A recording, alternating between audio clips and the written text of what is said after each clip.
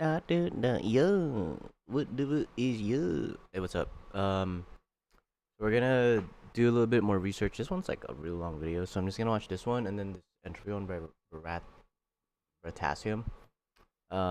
What is reality and the entropy thing?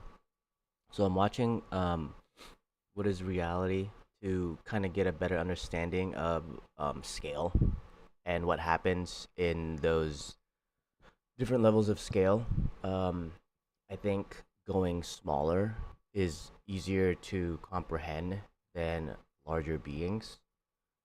Um, like when like writing, I don't know why. I don't think there should be really that much difference when you're writing from a big perspective to a little perspective. But um, I had this idea that I wanted the world to kind of start from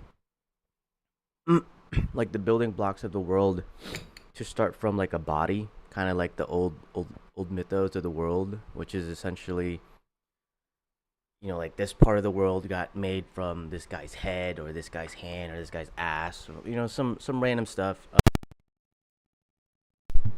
That's what I'm trying to mimic, and I think it's just easier to make everyone else smaller quantum than to think of like a really giant being and then like make everyone else bigger. At least like the starting point could be the size of a human, and anything from there you're just like going in, making them smaller. Like these people could be like the size of like half the size of an ant, and the leg of a human um could look like an island to them, like a continent. But let's just start. Just keep cutting in half. Let's start with an apple and a really, really sharp knife. You take the knife in your hand and with a flourish you slice the apple into two neat pieces. The apple halves become quarters, then the quarters become eighths. In front of you are smaller and smaller pieces of pulpy white apple. But by your 14th cut, a regular rectangular pattern emerges, and you realize the smooth apple flesh is built out of an array of plant cells.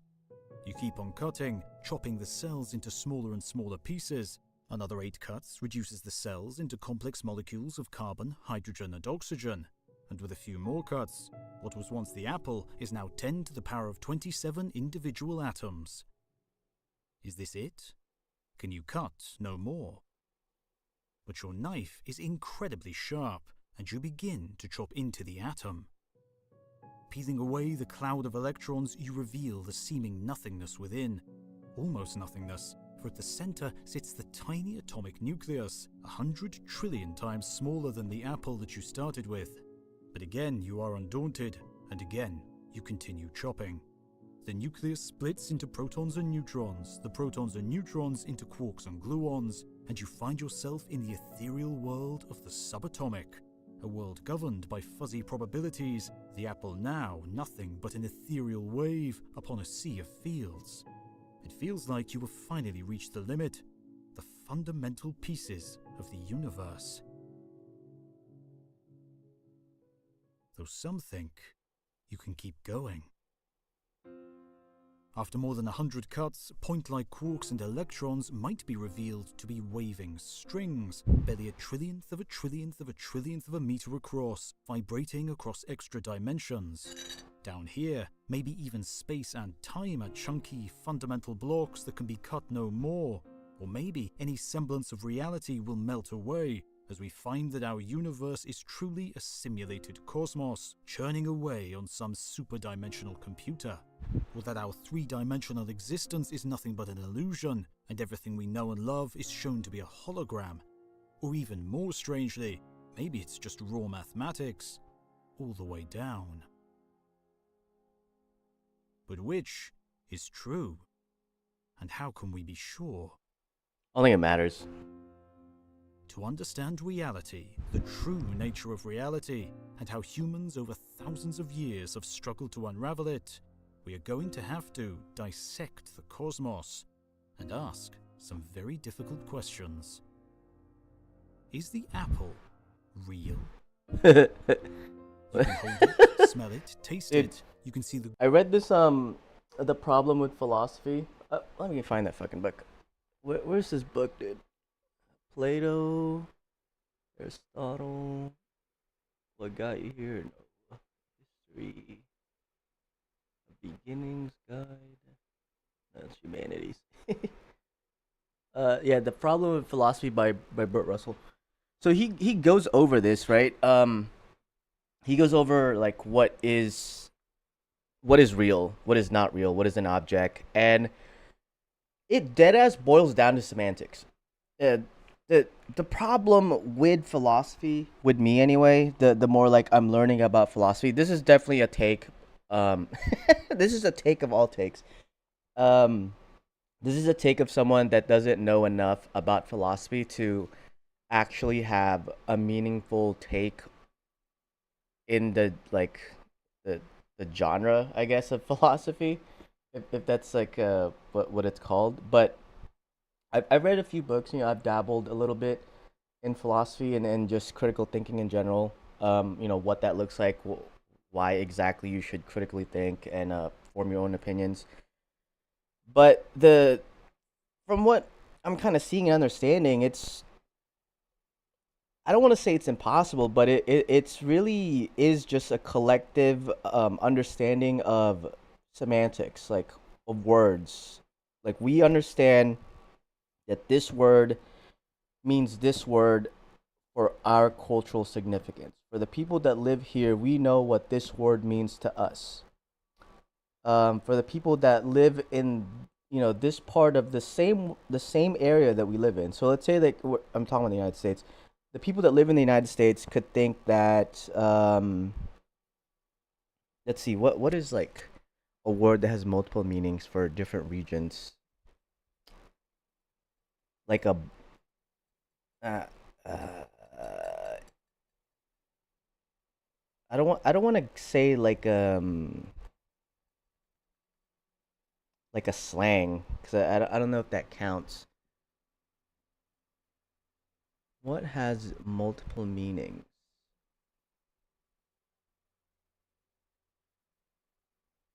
Yeah, I'm all I'm thinking of right now is like slangs. Like I'm thinking in my head like blick, wah, woo, jit. Um, all right. Well, Florida slang's jit, right?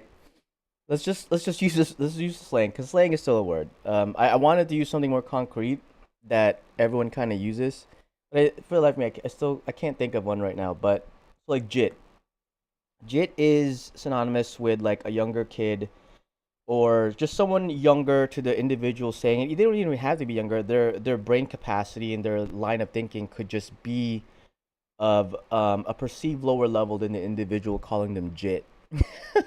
Okay, I'm explaining jit like this, and um, they're replacing multiple words with just the word jit, right?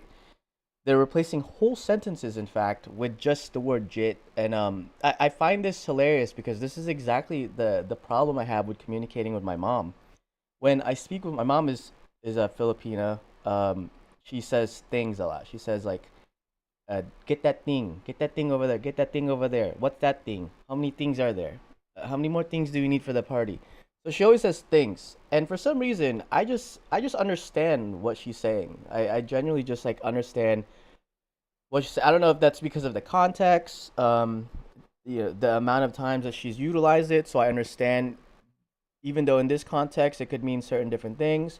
The way that she's using it, her inflections, and the way that she's like using her tone, this is actually what it means. But then my brain is just processing that, like in the background, right? It's just processing that since I've been exposed to it for so long. I just understand what the thing is supposed to mean at the moment that the thing is brought up. That's crazy, right? But then when you're saying that, when you're saying I want that thing, and I understand that that thing is the cup, but someone else understand that that thing is everything in the vicinity because um you didn't specify, is that request or that thing that's being requested upon you real, or is it fake, right? So the thing that the word that she's using in this case, he's using apple. In our case, we're using thing. In I don't know how to say sagwa. In Korean, you say sagwa, but it still means this shape.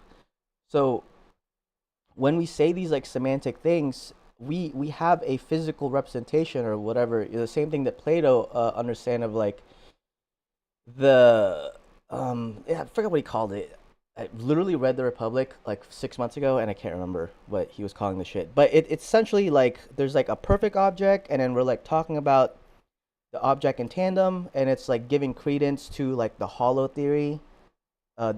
theory, because even though we semantically state different things for this one object, the value inside that object remains the same to everyone.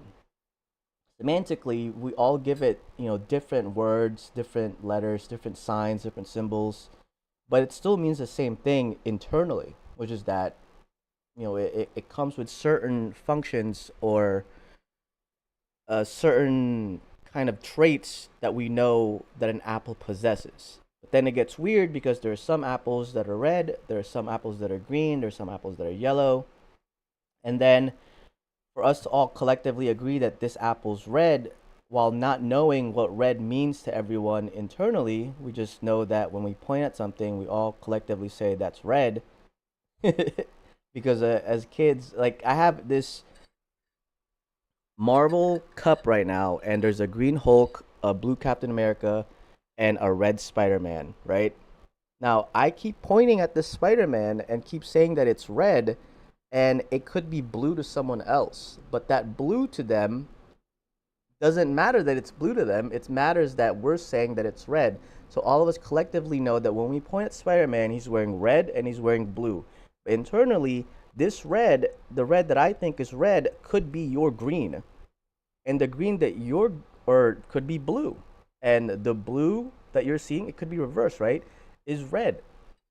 So it's all subjectively semantic, and that's the problem with trying to understand reality, because there's more than one of us. The only way to truly understand reality and to know these things to be objectively real, is to only have one individual, which would be like the God, right? To have God tell you this is red. And then for that individual to write all this stuff down and Greenness of categorize its it. skin in the sunlight. Who press play? To categorize it and to tell everyone else in the future that this is what this is. Because if not, we all have varying degrees of reality, and we cannot all objectively decide with our subjective variations of reality. I think that's just we're all just yelling at voids, and we're all voids that think that we're something. Surely the apple is real. But what does it mean to be real? Just what is reality? Imagine he rehashes everything I said.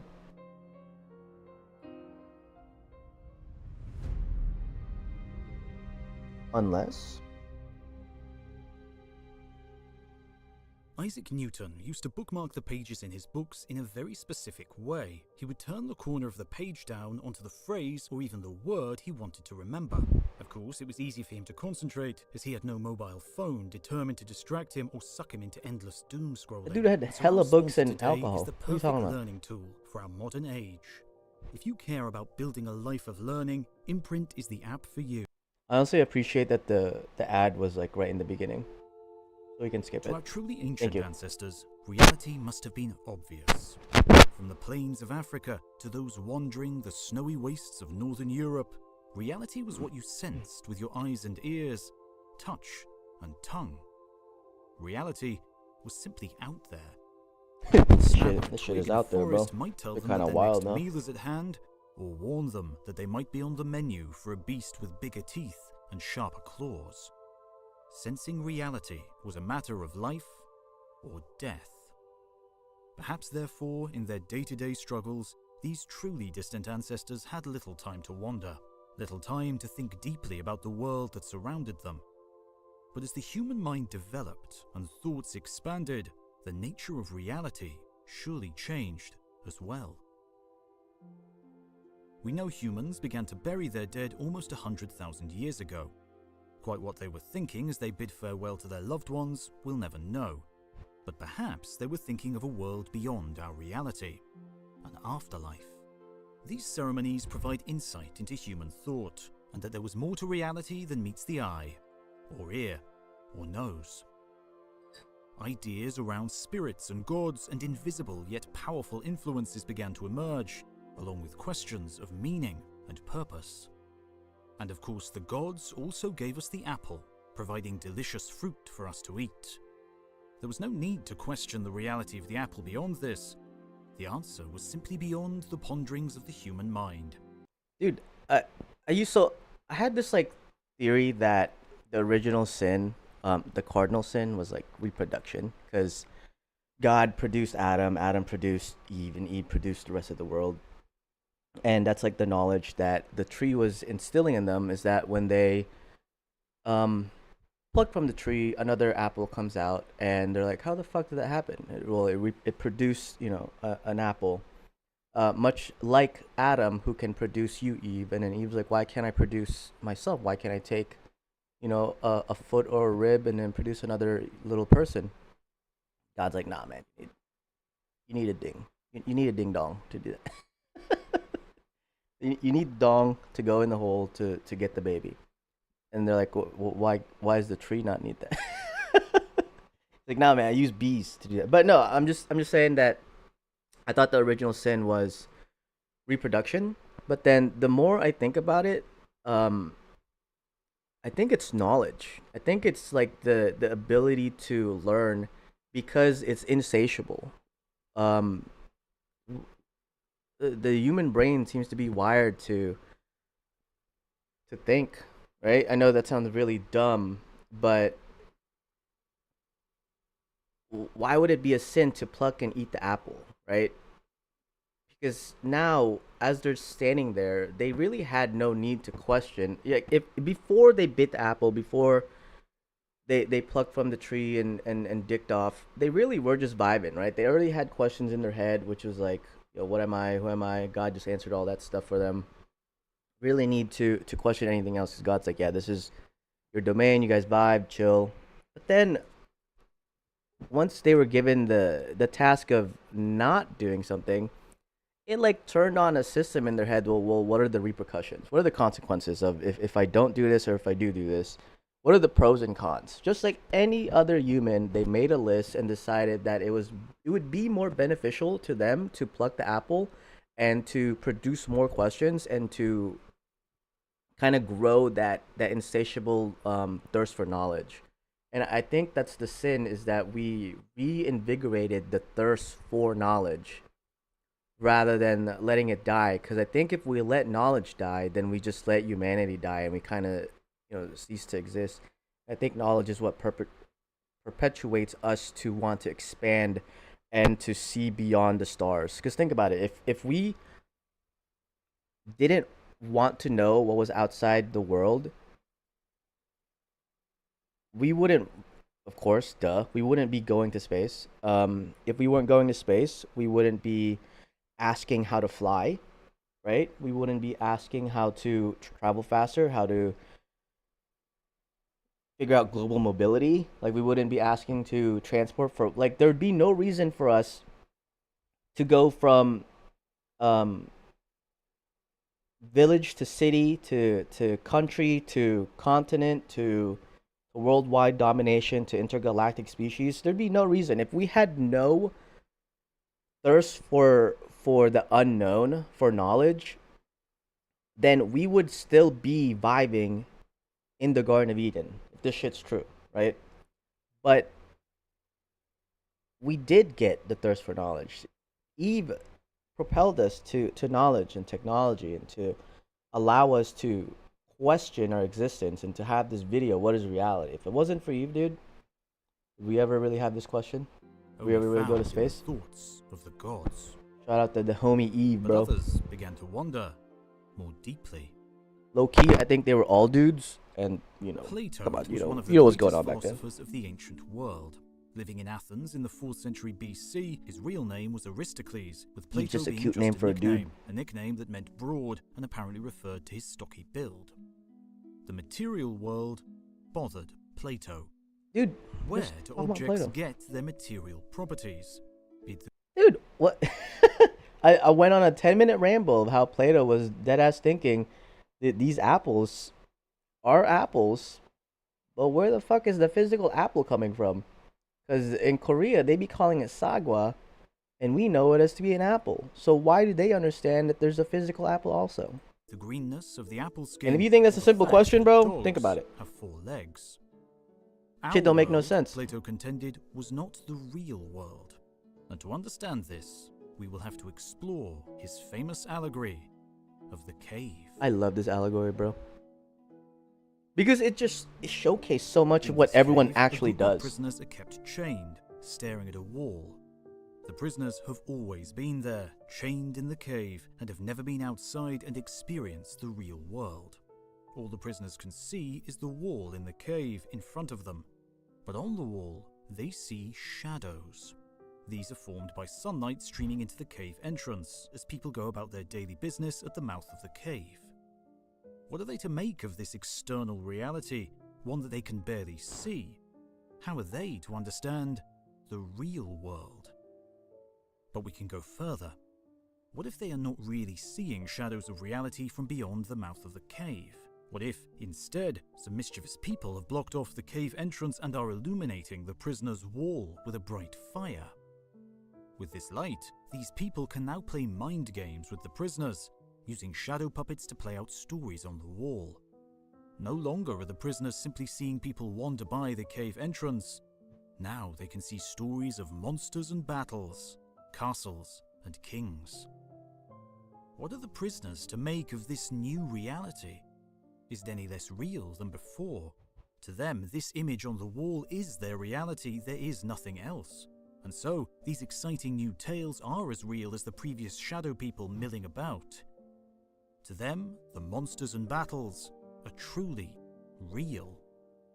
Plato then asks us to consider that we are like the prisoners, and the reality we experience every moment of the day is a projection of a place where true reality plays out, with our imperfect world being a shimmering image of perfection. To Plato. Alright, so that allegory, the Plato's closet, Plato's cave allegory, same exact thing as Eve, right? So the allegory kind of ends up in this situation where the person that leaves the cave gains more knowledge, and it's up to that person to come back to the cave and influence everyone else in the cave of the knowledge that he attained, but no one else believes in, right? So his thirst for knowledge grew so much that he had to leave the cave, or he or she had to leave the cave. And then once they came back with that knowledge, they were so happy and enthralled with the knowledge that they got, that they came back trying to tell everyone about the truth. And of course, it doesn't work. Someone's stuck in their ways. That individual gets punished, and they kind of live their life trying to convince everyone of like the onus still lumps on them, even though no one believes them, that there's something more to life than what we're living now. So again, the allegory of a thirst for knowledge leads to eventual expansion just gives more credence to that. There is a danger to seeking knowledge, because I'm assuming because of the unknown. You don't know if the knowledge that you're seeking is going to benefit or destroy you, much akin to the founding of nuclear weapons, right? Started off to try and help, supposedly find an alternate power system, and to just do some research that led to the creation of nuclear weapons, or the founding of nuclear weapons, which then led to, or founding of the ability to process nuclear items, which led to the creation of the nuclear weapons. So you don't know what consequences is going to happen from your knowledge. And I think the hesitation of the people in the cave is that exact thing, is that they don't know what's going to happen if they step outside the cave, just because that this person went outside the cave and came back and they're like preaching this message. They don't know if that person just got lucky. Same with Adam and Eve. This is of course 100% speculation. That sent told Eve and Adam like don't touch shit, and then Eve just had the greater thirst for knowledge to go and touch the shit, and then the consequences just so happened to be a child. Our experiences are just shadows of a true reality. Considering what we know now, this was oddly prescient.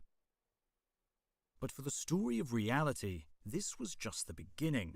To reveal the secrets of the universe, Plato to just unveil fucking knew the shit, man. ultimate truth of the nature of the cosmos, the answers did not lie in the hands of the gods or ancient philosophy. Instead, we would have to delve deep into the fundamental makeup of matter, time, and space. This is what we need turn right to here. the insights into reality provided by scientific exploration. And when we did, things quickly got very strange indeed. Because we don't know any of it, bro. This is why I love philosophy, because no one knows.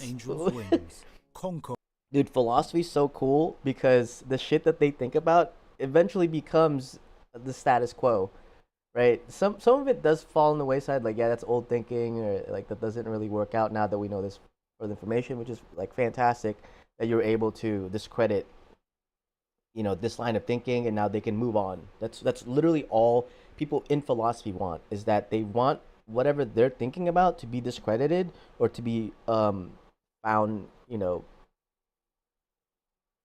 evidently factual, and then move forward. What's the next thing that we're thinking about? And I'm trying to bridge philosophy and art together, because there are people that think that art is also prescient, just like philosophy, where it could predict certain things about the human condition. But yeah, philosophy is so cool just because like there are so many things that are just unsolved that you can like go back to even now, as someone that didn't live 2,000, 3,000 years ago. You can go back and be like, what the fuck were these guys trying to solve, and what were they trying to think about? And come to find out that, hey, dude, you didn't miss out on the boat. You can still think about this because no one has solved it. And I think that's super sick. For all mysteries by rule and line, unweave a rainbow. In the first few months of 1821, the poet John Keats died in Rome.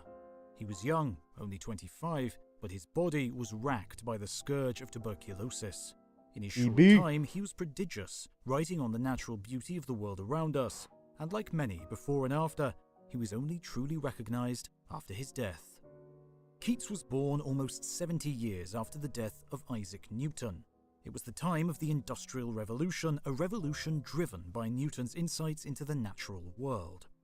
The scientific revolution of Newton and his contemporaries had sought to peel back reality and reveal it as nothing more than a manifestation of physical law in action. And finally, it had been Newton who had realized that the white light of the sun contained all the colors of the rainbow, and that water droplets in the sky spread sunlight in a glorious display from red to violet. The seemingly mystical appearance of one of nature's true wonders Rainbow had, Keats complained, been destroyed by Newton, reducing it to little more than a prism. In Keats' words, Newton had tried to unweave the rainbow. Newton's triumph might have been Keats' lament, but as Newton began to unweave the nature of light, he kick-started a long tradition of science, peeling away the very nature of reality to expose its bones. Let's think again about our apple. Of course, one of the defining characteristics of a ripe apple is its colourful skin. But just where does this colour reside? Apples are made of a complicated mix of water, sugars, and more complex structures. So why do we see the apple appear green? To answer this question, we must delve deeper into the meaning of colour. And the story begins with the last man who knew everything. Thomas Young was born in the tiny Somerset town of Milverton in 1773. Precocious from the very start, he learned French, Greek, Italian, Latin, Aramaic, Persian, and more, and was instrumental in deciphering Egyptian hieroglyphics soon after the discovery of the Rosetta Stone. For some of you, Young's name might already be familiar, as it was Thomas Young who undertook the first of what's known as the double-slit experiments. We will return to Young's double-slit experiment later in our story. Artists knew that mixing coloured paints produced new colours, and three colours, red, green and blue, seemed to be particularly important. Young proposed that the eye contains three kinds of fibres we now call cone cells. One kind is sensitive to red, another to green, and another to blue. The amount that each kind of cell is stimulated is passed along the optic nerve into the brain, where it is mixed like paint in the mind to give us the sensation of colour. Things, however, get weird when we look at the eyes of other animals. Our closest relatives, apes and monkeys of the old world, are similar to us, sensitive to three colour bands. But most mammals only have two, equivalent to our blue and green. This must reduce their colour palette. Would they see a banana as being yellow? Bees have three colour receptors, one sensitive to blue, another to green, and yet another to ultraviolet. Reptiles, fish, and birds can have four or more colour receptors. Indeed, the small but violent mantis shrimp has a total of 12 receptors spread across the rainbow. These animals must see the world in an array of colours that we can't even begin to imagine. And so what are we to make from this confusing array of animal visions? For humans, the yellow of the rainbow matches the stimulated signal from the skin of a banana, but other creatures probably wouldn't agree. To them, maybe a strawberry or broccoli or human skin is the same colour as a banana. This tells us something deep about the nature of reality. Our sight is nothing but a shadow of reality created by our brains. It is subjective, not objective. We live in a visual simulation of our own making, built from stimulations being fed into our brains.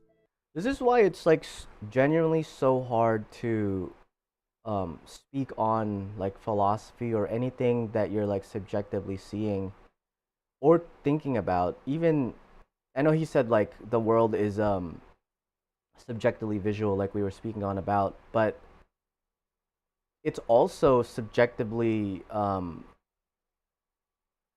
the mind is also subjective. I don't know. Thought process is subjective, because it's such a hard concept to grasp that we truly cannot ever agree on anything on an objective level. That we all have to subjectively agree that this is an objective fact. And doing that already taints that objective fact, just because it could change. We don't even know if it's truly objective, right? We can label something, this is an objective truth. We labeled that the famous example that the sun is the center of our universe objectively for hundreds and hundreds of years, until someone figured out that it's not, even though someone in the beginning already figured out that it was not, right? What was his name? Copernicus? Something like that. But this is like the problem with, to me anyway, for me, this is the problem to me with philosophy and any type of critical thinking in general, is that it's truly is a personal endeavor, and anything you write down is just your own sense of fiction. And anyone that agrees with you can agree with you and read your literature, or watch whatever you're doing, and then they can convert to be like, yeah, subjectively this is true. Like, so me reading any of these philosophy books, like by Nietzsche or by Jung, by anyone, by any philosopher or psychologist, and be like, yeah, you know what, I really adhere to this line of thinking. I as a person, individual, believe this to be objectively true, only because I subjectively believe what you subjectively believe. And that goes for literally anything, for the price of food, the value of money, conversion rates, um, how much a monitor costs, or what type of YouTube video should be popular. All that shit is subjective. And it's fine, of course, to be as subjective as we are because there's really nothing else that we can do to be objective. But in the context of trying to figure out what is reality and how can we bend it to make it more interesting or not as interesting, or to make it like a 1-for-1 kind of replica or like a 2-for-1 replica for this like world that we're building, it's essentially like telling me do whatever you want because our base reality is subjective. So essentially almost no reason to do this. But I think it's still important. Raindrops and like I already kind of sunlight, knew this, but the it's still colours of the important to rainbow kind of only affirm. exist in our minds. The sounds that we hear are similarly illusions, an interpretation in our minds of vibrating eardrums due to waves of pressure in the air. We live in a virtual reality of our own making. And it's kind of sick, right? We got AR and shit all up in our heads. VR. So if what we perceive is not truly reality, then what is? Well, space and time can at least be trusted. The apple is here. No, it can't. Now. Dude, it deadass. Uncertainty. Or is it? From the revolution that was to follow That's Newton kind of funny. Young, Did you watch no this video part already, of bro? reality was safe. Before we start on the fabric of reality here in space-time, this is one of the things that I wanted to hear more about because we're taking away a direction or a dimension of what we currently understand in the world, which is that we have space, we have time, and that's about it, right? We have infinite space, infinite time, and whatever your focal point is. So you have you as the focal point, and then any direction in your dimension, is either going to be space or time related. But we're taking away time in this book, so I'm trying to figure out what does that look like if there is no time. So maybe someone can just like pick up a seed and be like, picks it up, and as they're like grabbing it to put in their mouth, it just becomes an apple because that's what they needed to be at that moment. Time ticked by slower in the past than today. And in 2023, astronomers measured by just how much. Their focus was quasars from 12 billion years ago, black holes weighing billions of times the mass of the Sun. Swirling in the intense gravity of these black holes, matter orbits at close to the speed of light. This matter is heated to billions of degrees and glows intensely, visible across the universe. But in the turbulent maelstrom, before it vanishes into the hole, matter crashes and grinds, and the intense light brightens and fades like a cosmic firework display. Hidden in this flickering, astronomers found a subtle pattern, a special regularity, and they realized that they could use this quasar tick to measure the passage of time when the universe was young.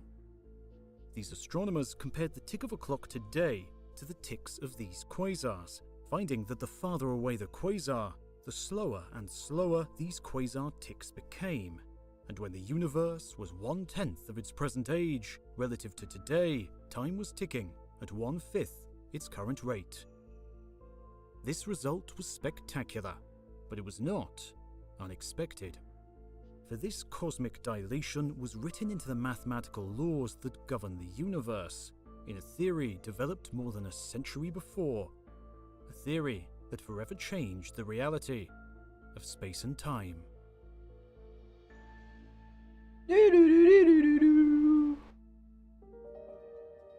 I think, therefore I am. Hello, esposa.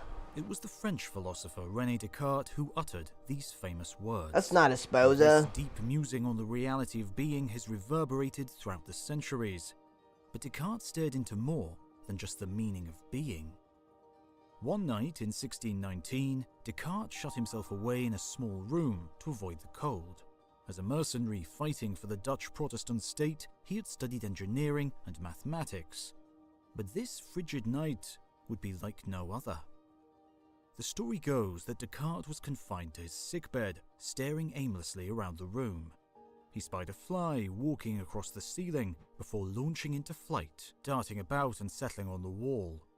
As the fly buzzed about from ceiling to wall and back again, a thought wandered across Descartes' mind. How could he describe the journey of the fly? He realized that he needed a reference point to anchor the motion of the fly. And while this point is arbitrary, he must be consistent and not change it. He also realized that talking about the distance from this point to the fly is simply not sufficient, because as well as the distance, you need the direction of the fly to fully describe its motion. Then a startling thought came to Descartes, a realization that would simplify the fly's motion. For his point of reference, Descartes took the corner of the room, where two walls met the ceiling. From this point, Descartes imagined lines running along the joins, defining axes that meet at the corner at right angles. If you project the fly's location onto each of these axes, Descartes reasoned, then you get numbers, and it's these three numbers that you need to specify the location of the fly at any instant. Three numbers to uniquely define a location in three-dimensional space. Three numbers that change continuously with the ticking of the clock. What the heck? Descartes' coordinate system seems obvious to us today. Children are taught to use it when they encounter location and motion in elementary science. For professional scientists, laying down a Cartesian coordinate system is the start of finding solutions. And so Descartes' name continues to reverberate throughout the centuries. Dying in 1650, Descartes was unaware of a young boy growing up in the English countryside. This boy, Isaac Newton, would grow to use these notions of time and three-dimensional space, laying these down as the mathematical stage on which all motion takes place. It was Isaac Newton who laid out the rules that we now call classical mechanics. In Newton's universe, time is a true absolute, a single clock that ticks across the universe, a tick that everyone agrees on. Space was slightly more complicated, as Descartes' contemporary Galileo had discovered, as each observer has the freedom to define the origin of their own coordinate system.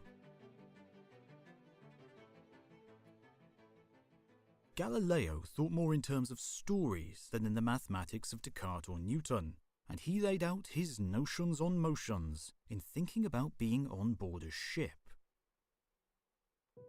He realized that if the ship was in a harbour or sailing smoothly on a glassy sea, then the experience below deck would be identical.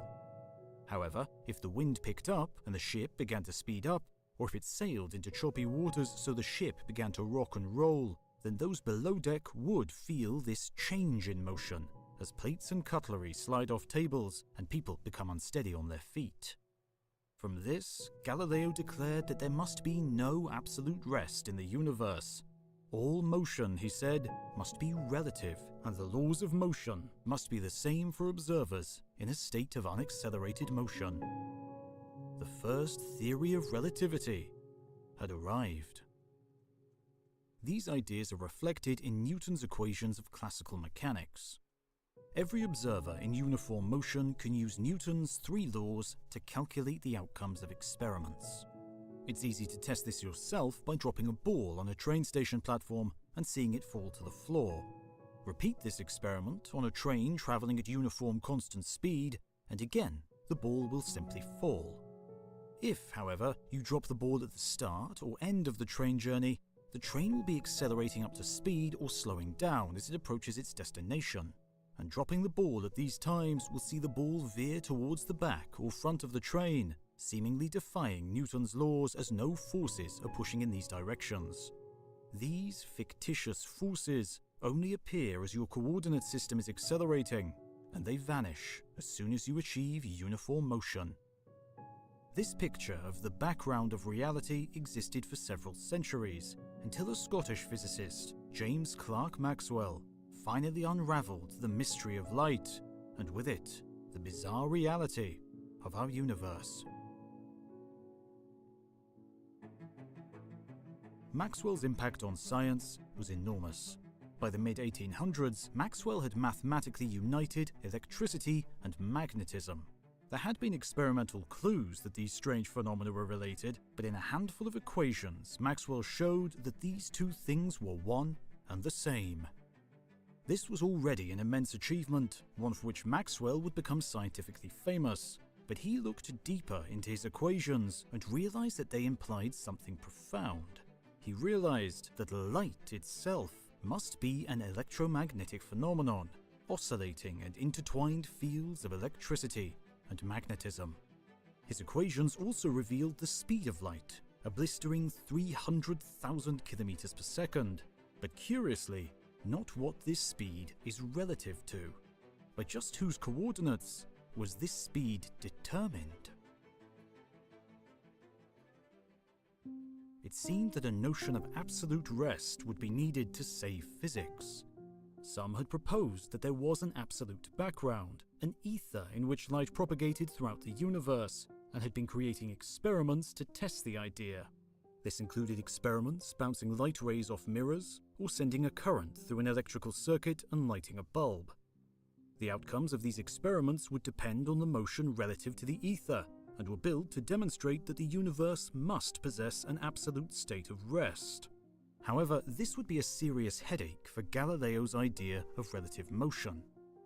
Why would electromagnetism know about this state of rest, while the rest of physics didn't seem to care?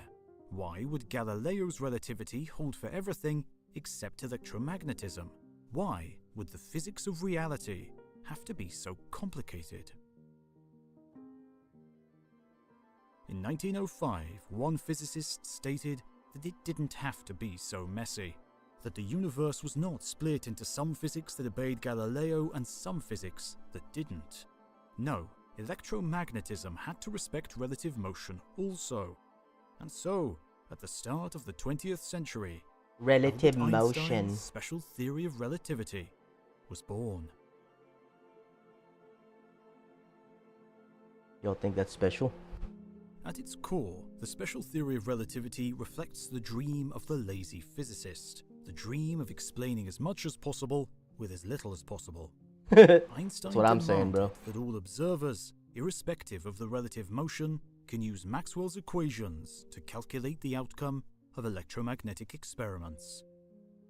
But this comes with an uncomfortable consequence, as all observers must measure an identical value for the speed of light, and this was simply not possible with Newton's notion of space and time. And so space and time, Einstein claimed, are not rigid or absolute. Instead, they must be flexible, such that times and... Dude, isn't it absolutely hilarious that back in the day we used to argue about like is the world flat or whatever, and then we like someone brought up again that the earth's flat, all that, and like it's not round. But isn't it absolutely hilarious that space-time is flat and like it's the 2D plane, and then we're like a 3D object on top of the sheet? But that means that even though these these guys are dumb and they're saying that the earth's flat, even though the earth's not flat, if they just said that reality's flat, they're not wrong, right? They're technically not wrong. They just need to change the semantic, the verbiage in there. This sounds like lunacy. Indeed, this is not the experience of our everyday lives, but experiments close to the speed of light reveal this distortion. Yeah, it's like a wave, bro. But that's like I feel like that should be known after the double slit experiment, when we're seeing waves and protons. These are not being observed, right? These are just vibing. They're waving until they're observed. They're just motioning until someone changes their motion, their perspective spins. They're a wave because they're switching back and forth from like simplistically 1 and 0 right now, right? Until someone decides that that's a 1, it's just gonna keep flipping from 1 and 0, and that flip is gonna keep looking like waves. It's gonna look like waves undulating back and forth because that's what it's doing, and not all of them are undulating at the same time. Clearly, only certain parts of it are undulating from 1 to 0.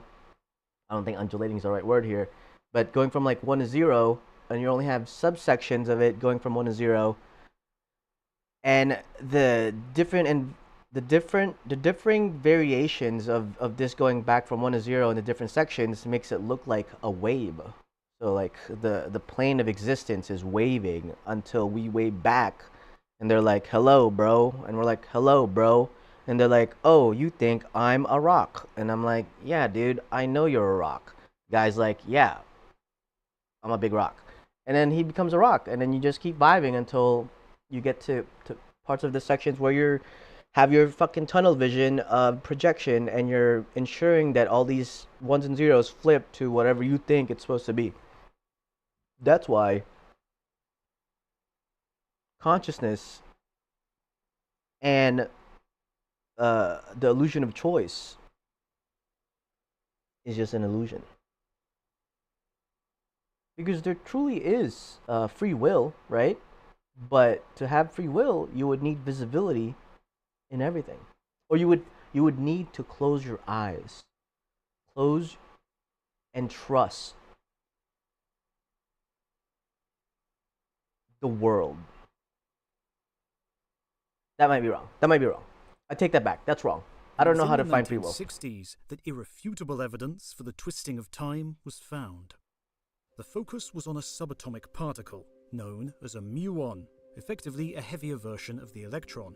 But unlike the electron, which lives forever, muons only last for 2/millionths of a second. After this, the muon disintegrates into electrons and neutrinos. Physicists knew that high-energy muons were made in the upper atmosphere, created when particles from deep space smash into the gas molecules. As they travel close to the speed of light, the muons should have traveled half a kilometer before decaying, but physicists detected muons arriving at the ground after traveling many tens of kilometers. Why were these muons lasting so much longer than their lifetime said they should? The answer, physicists realized, lay in Einstein's special theory of relativity, and, in particular, a quantity known as the Lorentz factor, a factor that dictates the dilation of time. The what, bro? To explore this, we must understand the immediate consequence. I also had this like thinking of certain humans in the story to be dilated with time, so they can like wring out the time. Drink that shit, bro. That sprang from the special theory of relativity. The speed of light is an absolute speed limit to the universe. No matter how hard we try or how much energy we have available, no object with mass could ever get up to the speed of light. And don't have mass, the bro. Lorentz factor depends on the relative velocity, but as speeds get closer to that of light, the Lorentz grows unbounded. And so though for the muon, its life is over in just 2/millionths of a second, for the physicists here on Earth, the muon's life appears much longer, and it makes it to the ground. Of course, there is a flip side to this story, the other side of Einstein's strange relativistic coin.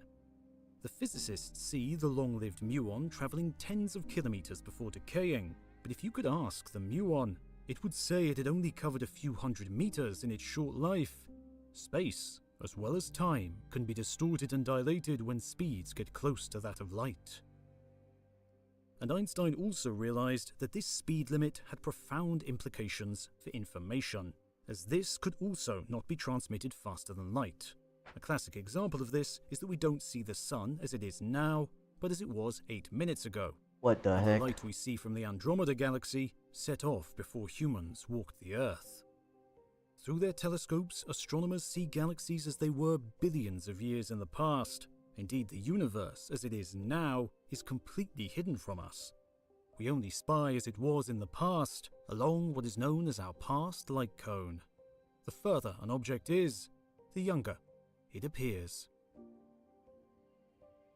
It's so crazy that we like truly believe in the Big Bang, when the Big Bang could straight up just be the event horizon of a black hole, and we're in the portion of we watched this Verasium video the other day where they were speaking on black holes and white holes universes and parallel universes, and how black holes suck, pause, and white holes spit, pause. and that's all they do. Like white holes can't suck, and black holes can't spit. So what if the Big Bang, let there be light, homeboy, and how we're all being spewed out is just us getting spewed out of a black hole and out of a white hole into our existing universe. But that means if we go backwards back into the hole, which we can't, um, we would hit our previous line of existence.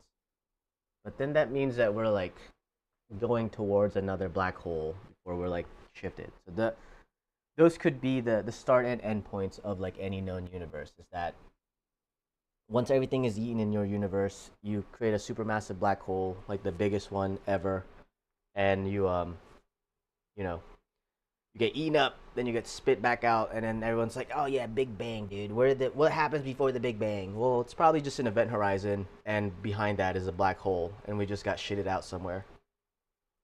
More terrifying. That means out of all of, if we keep moving forward, us moving forward really does nothing because that means everything, more than likely, everything moved forward is already dead. Good morning, Lexi May. I actually have to go to the bathroom, so I'm gonna be right back.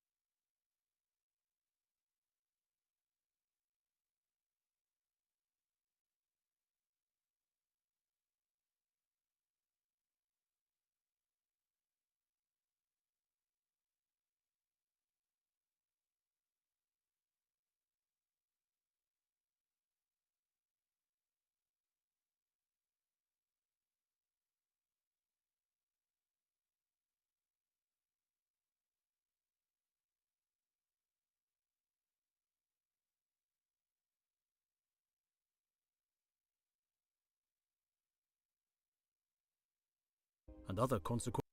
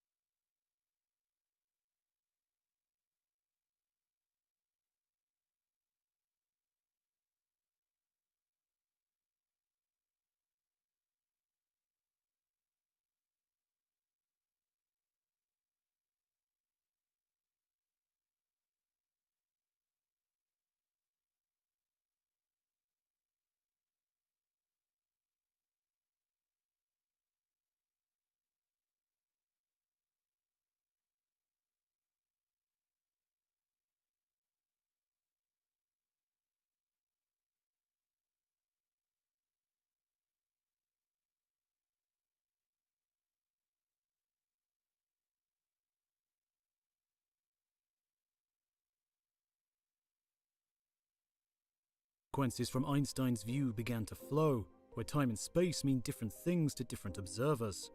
Without the absoluteness of Newton's time, there is no universally agreed now, and the relative nature of time means that observers disagree on how much time has passed. Einstein immediately realized that this doomed a cherished idea, the idea of synchronicity. This is the notion that two events at two different locations happen at exactly the same time. We experience this every day. It is part of the rhythm of life, where things happen at certain times. But this is all an illusion. And to understand this, let's take a look at one of Einstein's thought experiments. Consider three people riding in a speeding train carriage. One person stands at the back of the carriage, one at the front, and one in the middle. As the train trundles along at uniform speed, these three people decide to do an experiment. The person in the middle of the carriage has equipment that will release a pulse of light. That pulse of light will travel to the back and the front of the carriage. At either end of the carriage, each person has a mirror that reflects the pulse back towards the middle, and at the instant the light is reflected, the person at either end raises their hands in the air. Of course, in any practical train carriage, this experiment would be over in a moment, and the sluggish reaction time of the people would be the limiting factor. But this is the beauty of thought experiments.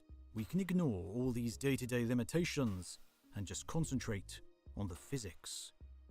Let's think about the situation on the train. Everything seems symmetrical, from the light pulse heading out and its reflection to the pulse being received back in the middle of the carriage and the experiment coming to an end.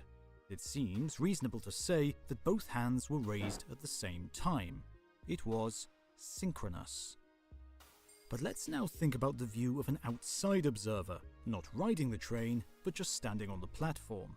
And for fun, let's make the train move very fast, close to the speed of light. Just what does this outside observer see as the train roars by and the experimenters experiment?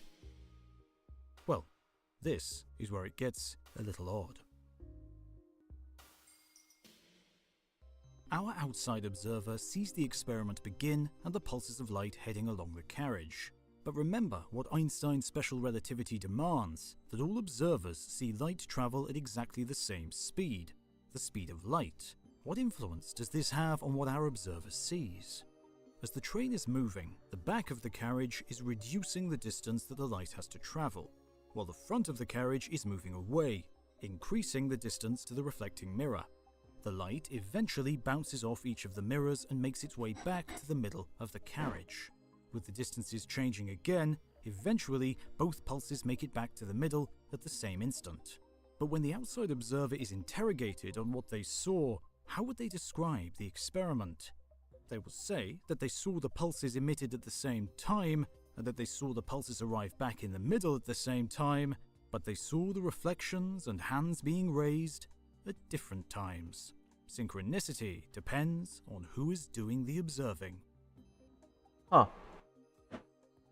While Einstein was pleased with the special theory of relativity, he immediately spotted a problem, and that problem was gravity. Isaac Newton had given us his equations to describe gravity back in the 17th century.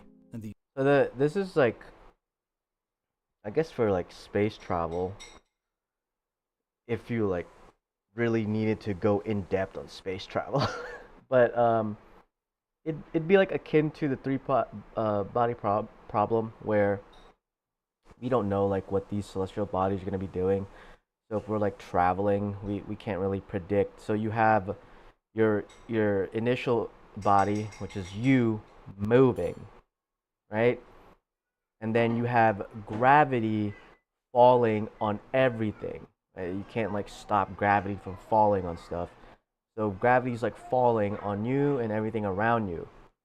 Now, as you're moving, you're about you could avoid these celestial bodies, but then you would like be wasting a lot of fuel. It would be really inefficient. Let's say you're just trying to like move straight and do the minimum maneuver to not be hit or be sucked into gravitational force. You're moving, and then you realize that you're about to hit a big celestial body with a great gravitational push. So you're like, let me factor the gravitational push, my distance and speed, and you're like, all right, that's fine.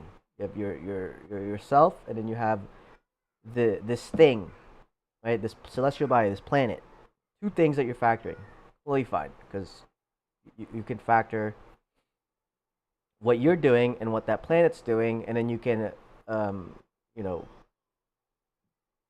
factor whatever you need to, whether that's fuel, speeding up, slowing down, moving to the left, moving to the right, moving up, moving down, whatever you're doing to go against whatever the celestial body's doing, so you can avoid hitting it. But then there's a third factor of, let's say, an asteroid or a moon or a second celestial body that's affecting the initial celestial body. So you can calculate those two celestial bodies and what you think they're going to do, but as soon as you come in, your body is going to be affected by celestial body 1's gravitational pull and celestial body 2's gravitational pull.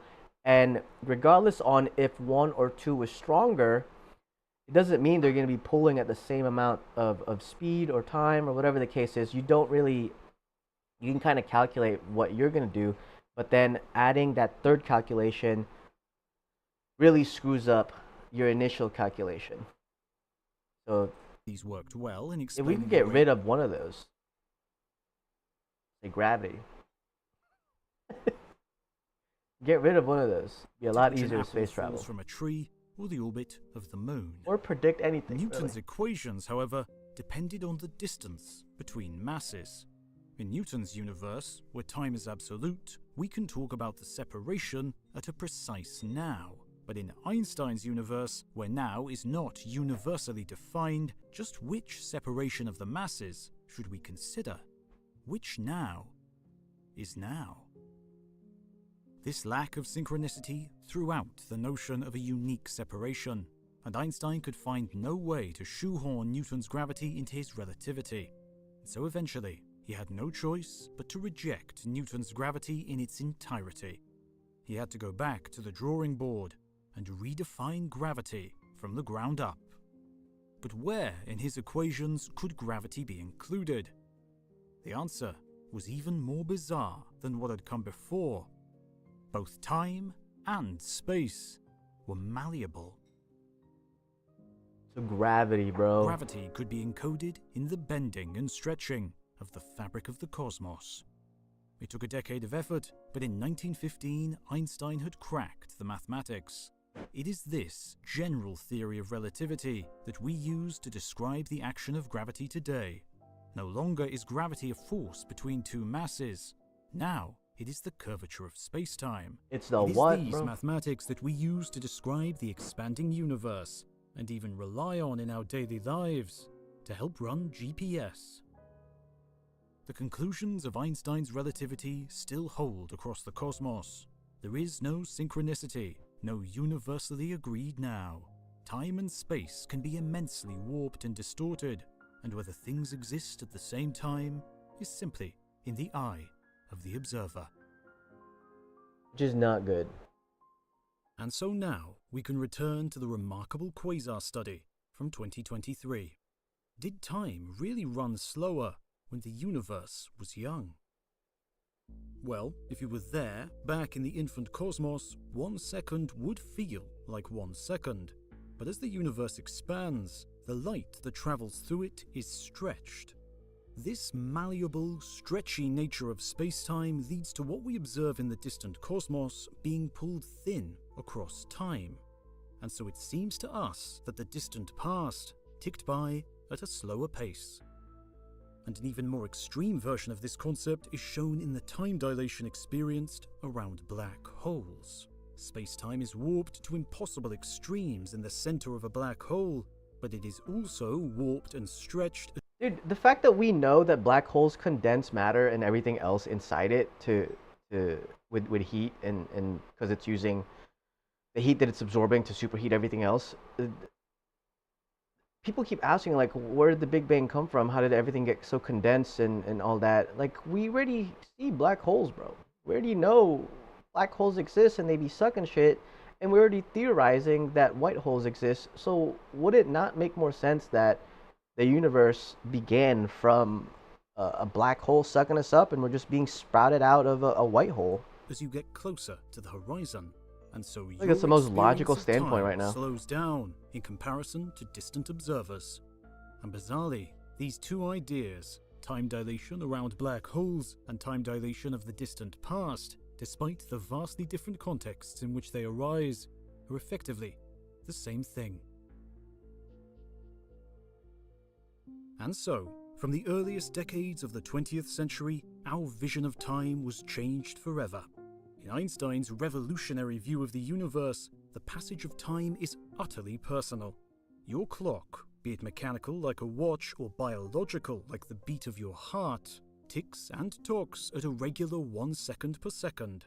But other people's clocks can tick radically different relative to yours. If they are moving differently to you, if they sit somewhere differently to you in a different gravitational field, or if they are located in a different epoch of the life of the universe. This bending of time is part of the cosmos. The long-lived muons smashing into the surface of the Earth are testament to this, as are experiments where atomic clocks are taken for journeys around the Earth, ticking their own ticks so they are desynchronized when they are reunited. And we might even be able to use this relative nature of time to travel into the future. All we would need to do is hang out in the intense gravitational field of a black hole, a place where time, relative to the rest of the universe, effectively grinds to a halt. So whilst minutes or hours pass for you, when you emerge, years and decades will have passed outside.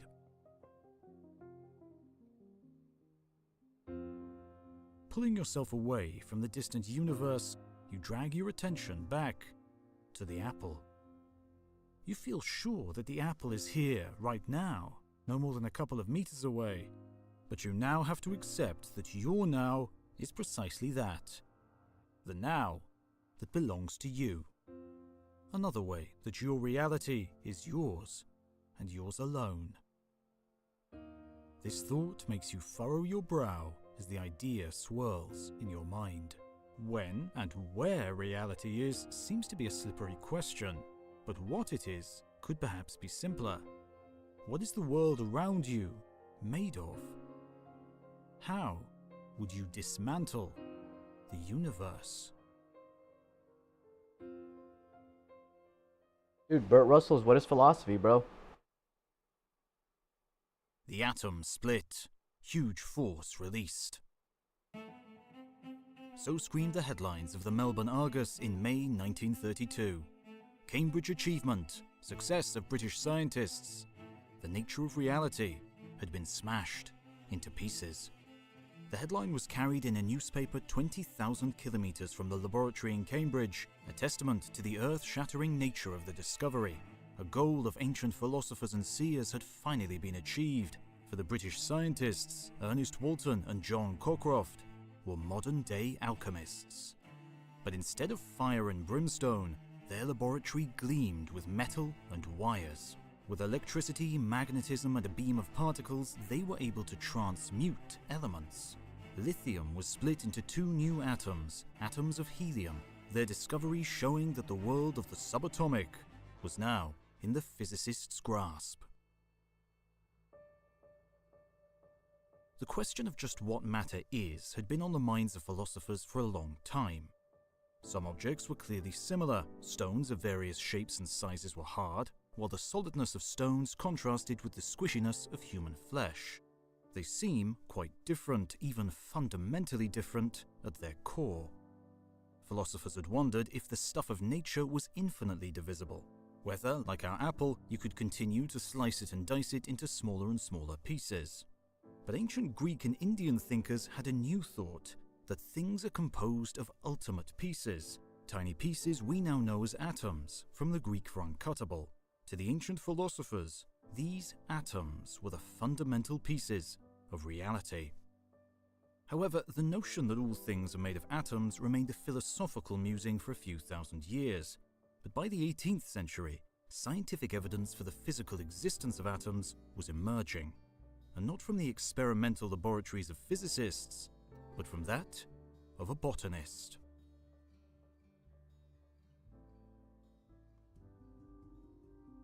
The botanist in question was Robert Brown, born in Scotland in 1773. He had a distinguished career, travelling the world in the ship The Investigator to chart plant life. Many years later, in 1827, he was still studying the world of plants, but his focus was tiny grains of pollen. This pollen was floating on the surface of water, and Brown examined it under a microscope. But what Brown saw mystified him. Instead of sitting restfully on the water, he saw them dance and jiggle. Brown knew that pollen came from plants, so perhaps the jiggling was due to life in action, that the pollen grains were able to propel themselves through the liquid. But other materials, clearly dead material like chalk dust, showed the same kind of dance. This Brownian motion had nothing to do with life. Many people pondered the question of the jiggling pollen as seen by Brown, but the answer would not be found for another 7 decades, until 1905, arguably the most famous year in all of science. Albert Einstein's Annus Mirabilis. In this year of miracles, Einstein is generally remembered for one particular discovery, his special theory of relativity and all the weirdness of space and time that conveys. But it is also the year he revolutionized quantum physics through the photoelectric effect, and he finally explained the weird motion found by Robert Brown. Einstein's insight is as simple as it is brilliant. He realized that the jiggling of the pollen was not the pollen propelling itself, but being propelled by external forces, forces delivered by the collision of individual water molecules. But how can this possibly be? A pollen grain, whilst tiny, is a billion times heavier than a water molecule. How can the crash of a water molecule into pollen have any influence at all? Imagine you are at a truly massive rock concert, with music blasting from the stage. You are deep in the crowd, a crowd of tens of thousands of people. Now and again, the crowd surges to the left or right, front or back, and in these surges, all you can do is go with the crowd. Intermittently, the surges die away as you stand shoulder to shoulder with your fellow revelers. But the crowd is restless. You are jostled from all sides, a push from here and a push from there. Your body moves as you try to hold your space, but you slowly start to jiggle about due to the relentless pushes. These pushes are not even, sometimes more from the right, sometimes the left, sometimes front or back, with you unable to predict from where the next push will come. No matter what you do, your entire body moves a little this way and a little that way.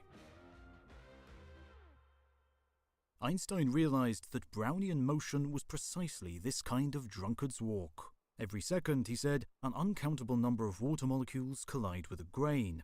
The net result is that these fluctuations and collisions back and forth lead to the random jiggling, and the pollen grain dances along to the molecular tune. From his calculations, Einstein was able to calculate the size of the collisions and their fluctuations, confirming that water was comprised of an immense number of absolutely microscopic molecules. And so atomic hypothesis became atomic reality, and atoms appeared to be the building blocks of our world. And yet, just as their existence was proven, these indivisible... Dude, as above, so below. This man utilized what he had, big-ass items, and essentially reduced it to figure out how many atoms are in that water. It's moving the bigger object. Now, how does this help our line of thinking? So, I don't know if I want to make... I guess, like, I kind of want them to be, like, in a petri dish type thing. I think that would be kind of cool. Maybe they're, like, taking out of a crystal that they found, and then the scientists are, like, looking at the molecules of the crystal, and inside it is like these people, but they just can't like see deep enough into the molecule. I think that's an extreme version of Honey, I Shrunk the Kids. I think that's a cool concept, because if you go small enough, you get really big. Visible atoms began to divide. It was in 1896 that Henri Becquerel and Marie Curie found that the world of the atom was unstable, and that some elements could transmute into others, spitting out other pieces as they did so. And in 1897, J.J. Thomson discovered the electron. The It was what, clear bro? that something was living inside the atoms that made up reality, and the race to split the atom and reveal its contents was on. For his discovery, Thomson was awarded a Nobel Prize in 1906, but it was his protege that was to truly reveal the structure of matter, the father of nuclear physics, Ernest Rutherford. Rutherford. I can't believe you, Rutherford. In the first decade of the 20th century, Rutherford set two young men to probe the structure of matter. In a darkened room at the University of Manchester, they peered into inky blackness. They were looking for tiny flashes that indicated a collision as tiny pieces hit a fluorescent screen, and the results so far had been precisely as expected. The two men were Hans Geiger and Ernest Marsden. Geiger's name Friggin' would be Geiger, dude. immortalized in the radiation detector named after him, but that still lay several years into his future. How many counters you Now, got? he patiently One stared Geiger. into the darkness, logging each of the tiny flashes that he spied. The experiments continued, counting flash after flash, until one day Rutherford suggested that they look for flashes where none should be expected. So Geiger and Marsden dutifully modified their experiment and again stared into the darkness. And it was then they changed our... This guy was just literally waiting for the abyss to talk back, and then accidentally... the abyss accidentally spoke back to them. They're like, oh shit. understanding of physical reality forever. Rutherford was stunned, saying it was the most incredible event of his life. At 40 years old, he was still quite young, but had already been awarded a Nobel Prize for his work. But That's with crazy. this new experiment, the atomic world would never be the same again. But why? What had they seen? And what had it meant? My god, it's a naked atom. Pervert, Thomson's dude. discovery of the electron had provided new clues to the structure of atoms. The electron clearly carried some negative electric charge, so inside the atom must be a mix of positive and negative charges, as overall they are neutral. The question was just how this charge was distributed. Thomson had proposed his model for the nature of the atom, something we now know as the plum pudding model. Plum pudding. Confusingly, a plum pudding doesn't contain any plums, but it's actually a fruitcake Or with any raisins. puddings, bro. And the electrons, Thomson said, were just like these raisins, suspended in a positive mixture of cake. It was precisely this model of the atom that Rutherford was testing in his experiment. He created a beam of alpha particles, charged helium nuclei emitted from a radioactive source, and directed them to crash into a flow Sauce. of gold. And it was Jesus the inside recoil the of sauce. these collisions that Geiger and Marsden were looking for as they peered for flashes in the dark.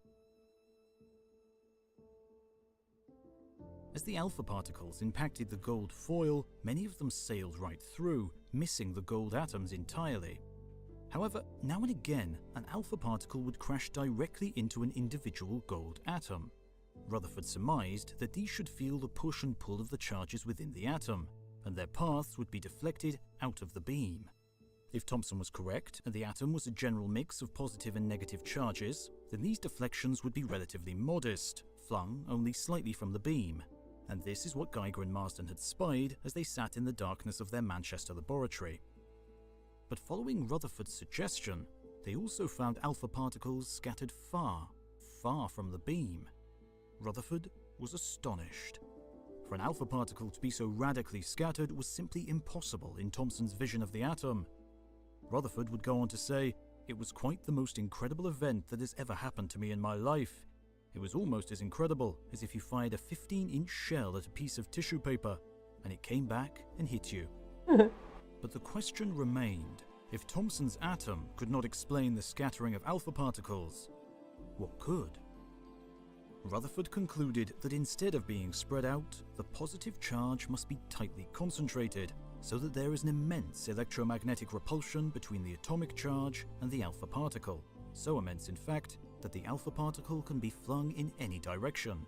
And this led to a rather confounding picture of just what an atom is.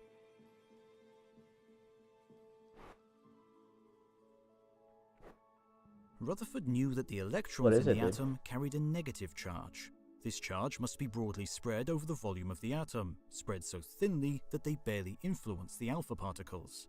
The electrons, however, carried very little mass. This meant that the totality of the mass must sit in the positive charge at the nucleus of the atom. But whilst massive, the nucleus is very small, tens of thousands of times smaller than the atom. And so with this, the vast majority of the volume of an atom became nothing but empty space. What? With Rutherford's insights, the startling Pandora's box of nuclear physics was open. Rutherford's atom fractures our view of reality, of the apparently solid nature of the world around you. Every chair, every wall, every tree, every Wobbly as apple fuck, is made of dude. atoms, tied together into myriad molecules that define structure, color, and everything else. But it seems that this is nothing more than an illusion. Apples are made of water, vitamins, and butyl and hexyl acetate, the molecules responsible for their taste.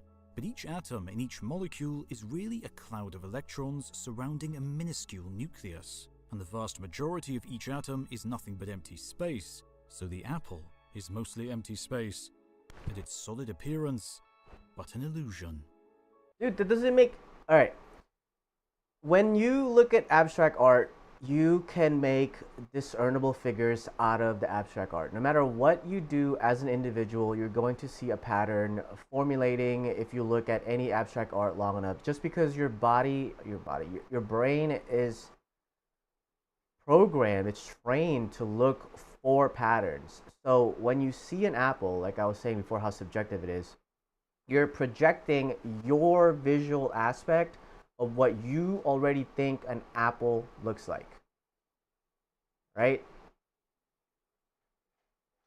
So what? Now, I think as you grow older, that becomes more solidified because you get reference materials from, other people, other objects that are stating this is the shape of an apple, this is the general shape of an apple. That's why they kind of come in like various sizes, but there is a general shape of an apple, and it's like intrinsic qualities of what makes it an apple. But as he was saying, the inside of an apple is just atoms, vibrating atoms, which have a negative and positive electric configuration, right?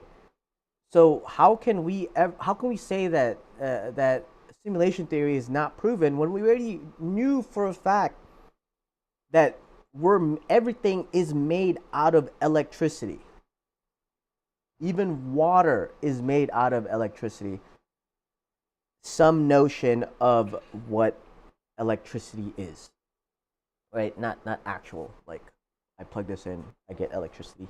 If you plug in your Apple, why can we charge a phone if we plug it into a potato? Excuse me. I kind of lost my train of thought, but going back to how subjective everything is, this is the type of shit that baffles me. Because how then do I ever, what does it look like when you take away one of the key intrinsic values that we have, that we just understand, that we just understand fundamentally, that we cannot get rid of it? One of those objective truths that could potentially not be objective, which is time. What does this look like if there is no time? If the atom is just projecting, or if we're just projecting our thoughts onto the atom, and the atoms are forming the general consensus of what an apple is shaped like, tastes like, looks like, blah, blah, blah. How does time affect that? Why is there a cycle of decay and growth? And I'm not even truly sure if decay and growth is a byproduct of time, because I don't think that's one of those things that has been explored. We just kind of assume it to be true, that decay and growth is dependent on time rather than let's say accumulation of atoms. What if the growth process that we're looking at is just the atoms, slowly and cordially assimilating more atoms around it to be, akin to what they're trying to produce, which is like the growth of an apple. And then let's say that the apple decays, and we're like, yeah, that's because of like time. What if the apple is just tired of being an apple, and they decide as a union of apple molecules, listen, guys, I'm leaving. I'm gonna become something else. So slowly, the amount of atoms in that apple dissipates, and that's what we know as um, decay. Same with the human existence. Maybe it's not enticing when there is no brain slash electrical function happening with each and every atom in a human body. And once that ability is taken away, i.e., you're dead, the atom decides that, okay, I want to be something else. And your decaying process starts. Because I'm still trying to wrap my brain around on what time actually does for anything. Why do we use the nomenclature of time? And what does it actually do? Because there's no real sense of time. Like, we're going around a ball and we're only saying time is passing by because it gets dark and then it gets light, and we're counting down when it future doesn't exist, present, or the future and past don't exist, we have the present. We're literally counting down when the next time we're going to see the sun and when the next time we're not going to see the sun. That's all time is to me as of right now, because I don't see how time actually goes towards physical objects such as this. Such an ethereal thing towards us. What does it actually do? Of course, it's not only the apple, but everything that has the illusion. Because time could be the other. We could have so many different names, and they all mean actually the same thing. Time could be gravity. Gravity could be time. Time could be entropy. Gravity could be entropy. We see them in various stages and give them different names, but it all could be the same Illusion thing. of being solid. Everything, including yourself. Excuse me. This is disconcerting, but maybe you can try and comfort yourself with this image of yourself in reality. Maybe it's okay that atoms are mostly nothing but empty space. They're still made of something, with a nucleus and orbiting electrons. Surely those pieces are real. Surely those pieces are really there. But as they I think we just put a lot more credence on how full body we look. Like, let's say we just got rid of all the empty space and we like have to see through the empty space. You would still see the general shape of like what you would look like, and then every empty space is going to be filled in with how we build you as a person in our brain. We'll project it to your atoms.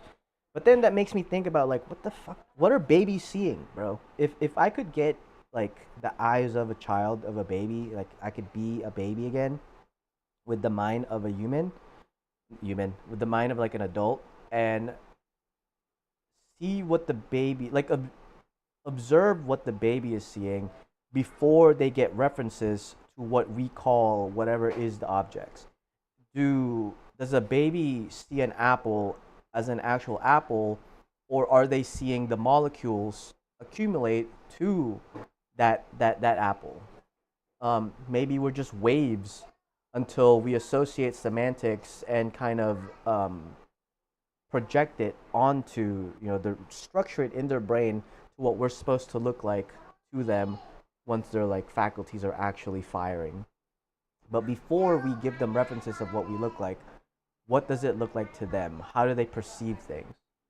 And I feel like we can always like think, do like a lot of think tanks and all that. And I know like they already say that after like 6 months to a year, a child's like vision is essentially what they're gonna be seeing for like the rest of their life, and unless they need glasses or whatever. But before that, before everything kind of melds together to formulate what we all observe subjectively to be objectively truth, what are they subjectively seeing that is objectively true to them but not objectively true to us? Impossible to know.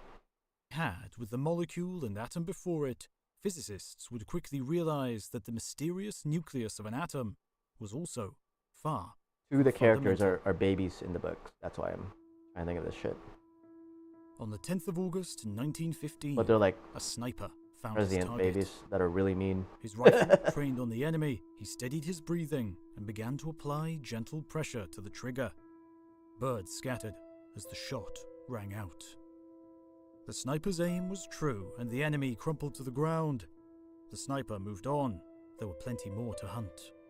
But little did he know that his bullet had snuffed out one of the greatest minds of the 20th century. World War I cost 20 million lives, both soldier and civilian, with many more wounded and injured. The failed Gallipoli campaign, seeking to weaken the Ottoman Empire, cost 100,000. Every life lost is a tragedy, a missing loved one whose potential goes unrealized. But this is particularly true of Henry G.J. Moseley.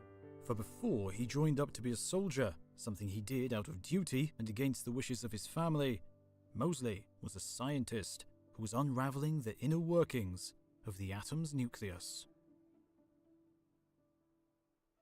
Born in 1887 in Dorset, England, the son of an Oxford professor, Moseley was a stellar student, studying at Oxford before joining Rutherford in Manchester in 1910. He had started to use X-rays to bombard different elements, with the hope of revealing the secrets of their atoms. As he did this, he had spied X-rays being emitted at different energies, and guessed something deep within the atom was causing them. There was also a pattern. In heavier elements, thought to contain heavier atoms, higher energy X-rays were emitted. In Holland, the amateur physicist Antonius Johannes van den Broek presented a bold idea. He knew that electrons, carrying the negative charge inside atoms, came in discrete chunks. Each electron appeared to have the same mass and the same charge. So what if the nucleus was the same, built of separate but positive charges? What? What? All atoms appear to be electrically neutral, so these positively charged chunks should exactly balance the negatively charged ones, and the only difference between the elements would be the number of positive charges in the nucleus, as this would set the number of orbiting electrons and dictate how the atom interacts with others. The simplest element would have one of these charges, the next two, and so on. And Moseley realized that this was the pattern he was seeing with his X-rays. And with this one insight, he rearranged the periodic table based on what we now know as the atomic number, still the form of the periodic table that we use today. Speaking in 1962, long after Moseley's untimely death, the giant of quantum mechanics Niels Bohr said, "You see, actually, the Rutherford work was not taken seriously. There was no mention of it in any place. The great change came from Moseley." And who knows what else Moseley would have contributed to science had he not been cut down by that sniper's bullet in 1915. Tragic, bro. Things How even go to quickly war, as the you know? Great War ground towards its eventual end. It was again Rutherford, always at the forefront, who was deep in the discovery. And through his investigations into radioactivity, he finally uncovered the true nature of the atom. Hydrogen was the simplest element, just one piece of positive charge joined by one electron, whereas helium had two positive charges and two electrons, then lithium with three of each, beryllium with four, and so on and so on. Like the electron, each of these positive charges were identical, both in terms of the charge they carried and the mass they were made of. Rutherford named these positively charged, massive particles protons. And eventually, in 1932, after being theorized for years, the neutron was also identified in experiments. The makeup of the atom was complete. It had started off as a mess of complexity, becoming simplified through the realization that the world is built from 92 natural elements. That's With it? the discovery of the proton, neutron, and electron, 92? became Hold simpler up. still, with atoms of all the elements and their isotopes built of nothing but these three key pieces of reality.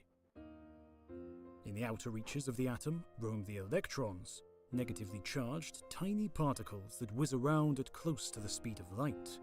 And at the very heart of the atom sits the nucleus, positively charged and comprised of protons and neutrons. It is the home to atomic mass. I like those. Let's cut them up even more. But as Rutherford's new view of atoms took hold, others realized it spelled doom for physics as they knew it. It contained a fatal flaw. No, you hate the fatal flaws, There is, bro. they said, no way an electron can remain in its orbit. Rutherford's version of the atom should not be able to exist at all. How are they being trapped in there, right? The I gotta go problem potty. came from James.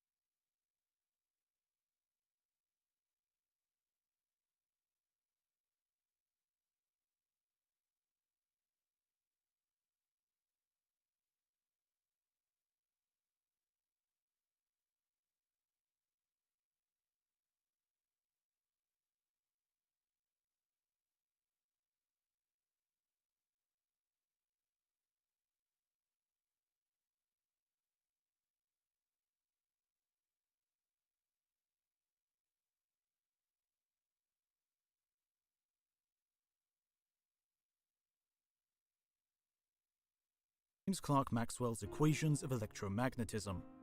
These demanded that an accelerating charge must radiate away its energy as electromagnetic waves, and as an orbiting electron is in a constant state of acceleration, it must constantly lose energy. It should spiral into oblivion in the nucleus of the atom. There was nothing in the physical laws of Newton or Maxwell that seemed to prevent this. Nothing in the laws of reality as we understood them could make matter stable. So physicists made a decision. They decided to change the rules, and in the process, change the nature of reality forever.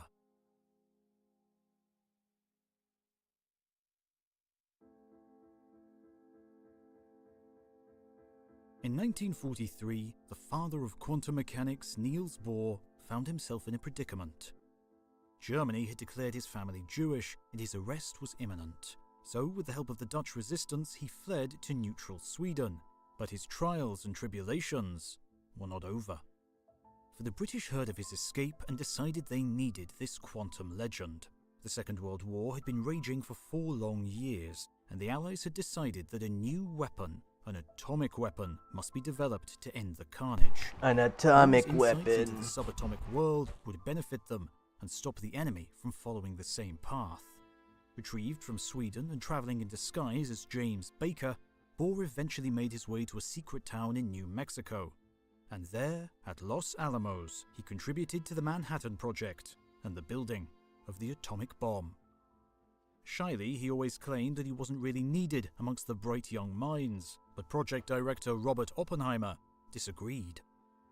The early days of quantum mechanics were a heroic time. It was not the doing of any one man, it involved the collaboration of scores of scientists from many different lands. But from the first to the last, the deeply creative, subtle and critical spirit of Niels Bohr guided, restrained, deepened, and finally transmuted the Enterprise.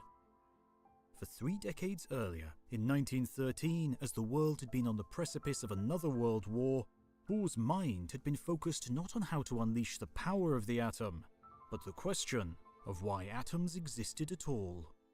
If Rutherford was right on the structure of the atom, then why didn't the electron simply spiral into the nucleus, just as the physical Why don't they simply eat the smaller atoms? laws of Newton and Maxwell demanded?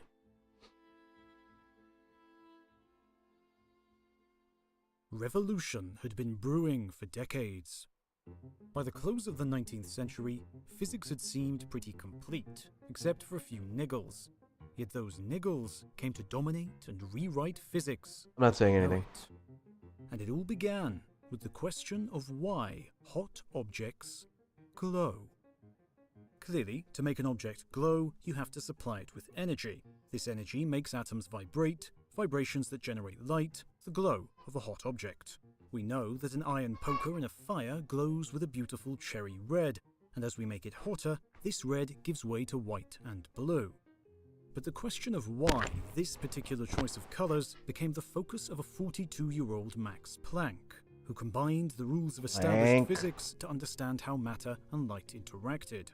But his calculations failed time and time again, and as he reached a moment of absolute despair, he decided to rewrite the physics rulebook. He's like, nah, fuck this shit. Do after, I'm changing it. but never again with quite such far-reaching ramifications.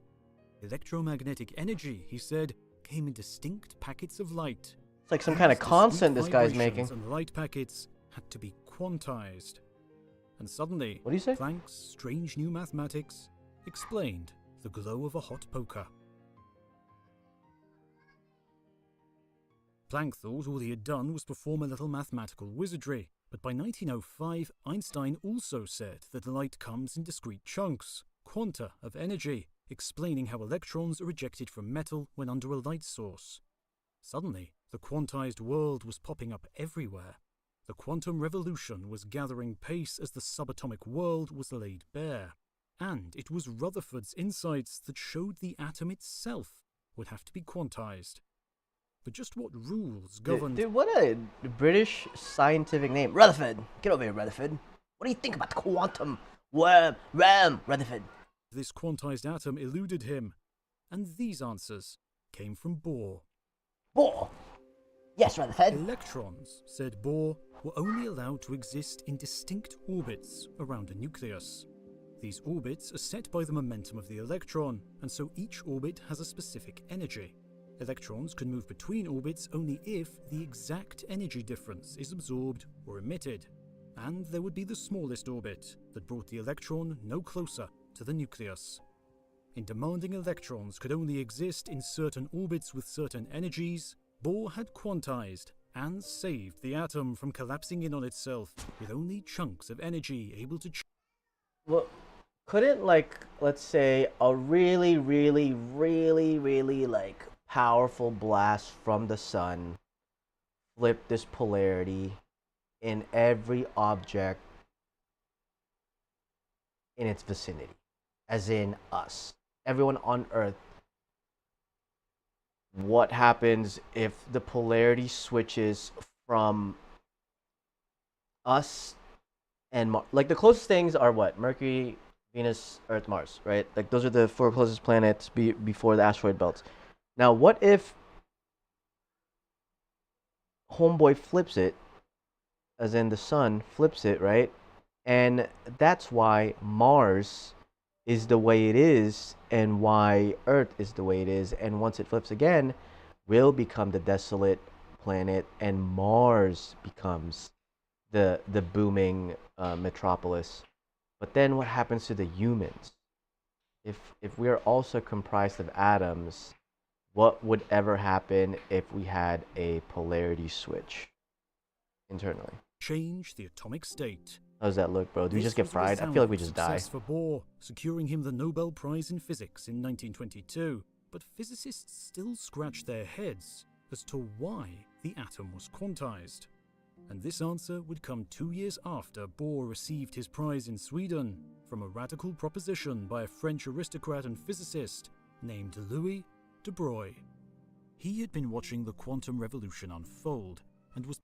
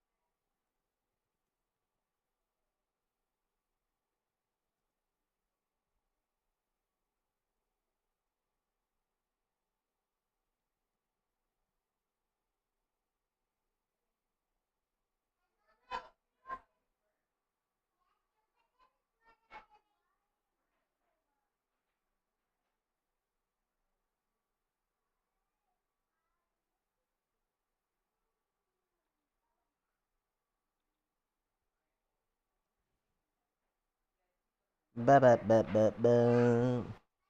Perplexed by the notion that light, which was a wave in classical electromagnetism, sometimes behaved like a particle, delivering its energy in a single punch.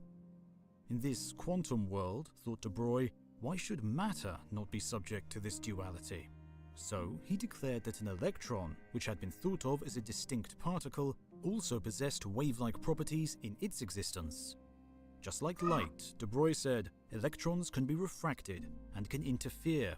And it was Schrödinger who applied this to Bohr's atom, asking us to think of the wave of the electron as not at a precise point, but spread over the entirety of the orbit.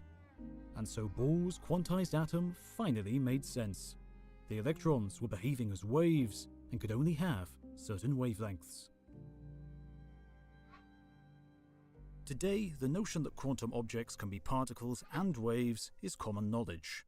But in its time, de Broglie's ideas shook the foundation of physics to its core. And in 1929, de Broglie found himself in Sweden, receiving his own Nobel Prize. Nice. Another Nobel for the And so Nobel. by the 1930s, it seemed that reality was all sewn up. The periodic table was built of just 3 particles: protons, neutrons, and electrons, bound together in different ways by the mathematical rules of electromagnetism and quantum mechanics. But even this neat picture rapidly started to unravel. In 1929, English physicist Paul Dirac had been focused on the equations of quantum mechanics. His goal was to make quantum consistent with the other great physics theory, Einstein's relativity. His new equations worked, but immediately Dirac was puzzled by what they told him, for as well as describing the behavior of electrons, something else was in the mathematics. The equations also described a positively charged electron, a positron, a particle that seemed to have no place in the orderly atomic world. Perhaps people thought it was nothing more than a mathematical oddity that has no place in reality, but by 1932 it was unmistakably found in particle experiments. But soon after the discovery of the positron, a much stranger particle appeared in the collisions, one that had even less of a place in the atomic world than the positron. It looked like an electron with the same electric charge, except for one key difference. This new particle appeared to be 200 times as massive as the electron. And unlike the electron, this new particle, the muon, decayed in 2/millionths of a second. And so the big question was, why does the muon exist when it seems that it's not needed to build reality? Indeed, particle physicist Isidore Rabi quipped, "Who ordered that?" as the muon made a mess of atomic neatness. But its discovery was the start of a cascade, with many strange and differing particles popping out of experiments. And so into the 1960s, chaos reigned in the world of the subatomic, until the next level of reality was laid bare in what became known as the Standard Model.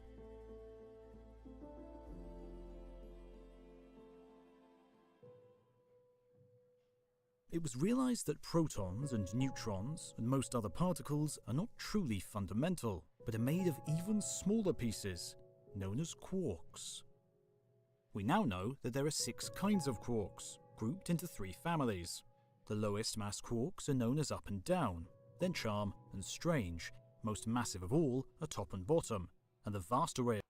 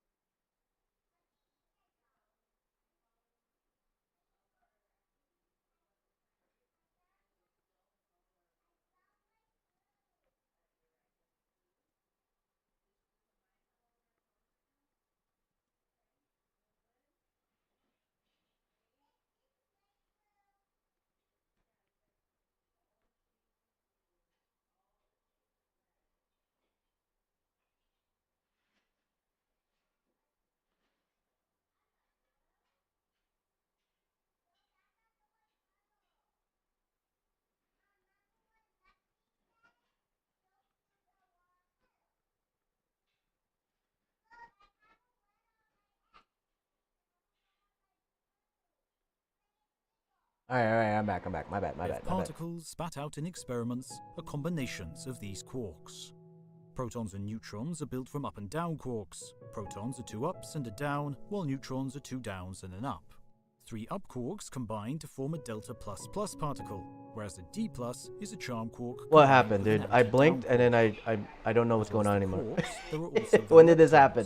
The electron and the muon, and the even more massive tauon.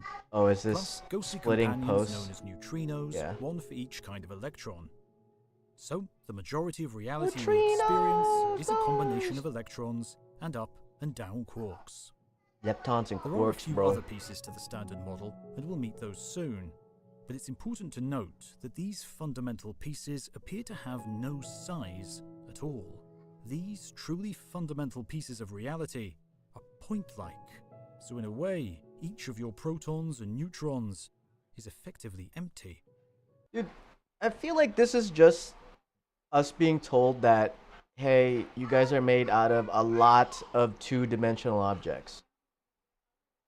Or not two-dimensional, one-dimensional objects, which is these points, photons, bosons, W-zons, you know? Like, we're just made out of one-dimensionals, we're two-dimensional beings in a three-dimensional plane. Potentially, you're like, but I can't see myself. Atoms are even emptier than Rutherford I'm found. sure drawings can also see themselves. Your brow furrows as you They think they're again 3D. about the apple. Knowing that it is mostly empty space was disturbing enough, but at least the electron and the atomic nucleus seemed solid. In the quantum world, this is simply not the case. Everything we thought was a particle is not. Quantum matter shows wave-like properties spread out over space and not in any precise location or with precise properties. Your apple is nothing more than a mix of these bizarre waves, Delicious. combining to be the fruit you see. You squint at the apple Right, as the look in the question mirror, of quantum nerds. waves washes over your mind. Just what are these waves? And just what is doing the waving? Way Is back, this bro. what reality is? Just a sea of subatomic waves. Yeah. Dang, it's all the ocean? Yeah. Like slowly. Imagine that you're in your kitchen, mixing ingredients. Slowly losing our mind here. Is it As real? you read through the recipe, you see that you need a couple of eggs, and so you head for the fridge. In the fridge door, the eggs are neatly arranged in lines, with some holes filled and some holes empty. You close the door and get back to your baking, thinking little of the remaining eggs. Boom, eggs are gone. In your mind, there are certainties. When you open the fridge again, the eggs will still be there, occupying the same holes as before. How could it be any other way? But our modern understanding of reality suggests that the universe is actually much stranger. Instead of eggs, let's think of a collection of electrons, similarly arranged in holes. With the arrival of quantum mechanics in the early 20th century, it was realized that electrons cannot be described by the rigid rules of the physics of Newton. Instead of exact positions and velocities, electrons were described by probabilities. Yeah, it might be there. We can Might only not be talk there. about the chance of finding an electron here or there, and if we observe an electron in a particular hole, it will have a probability of being in the other holes. So next time you check on the electron, it might have tunneled into a new hole, and all of the electrons might have switched places. By egg.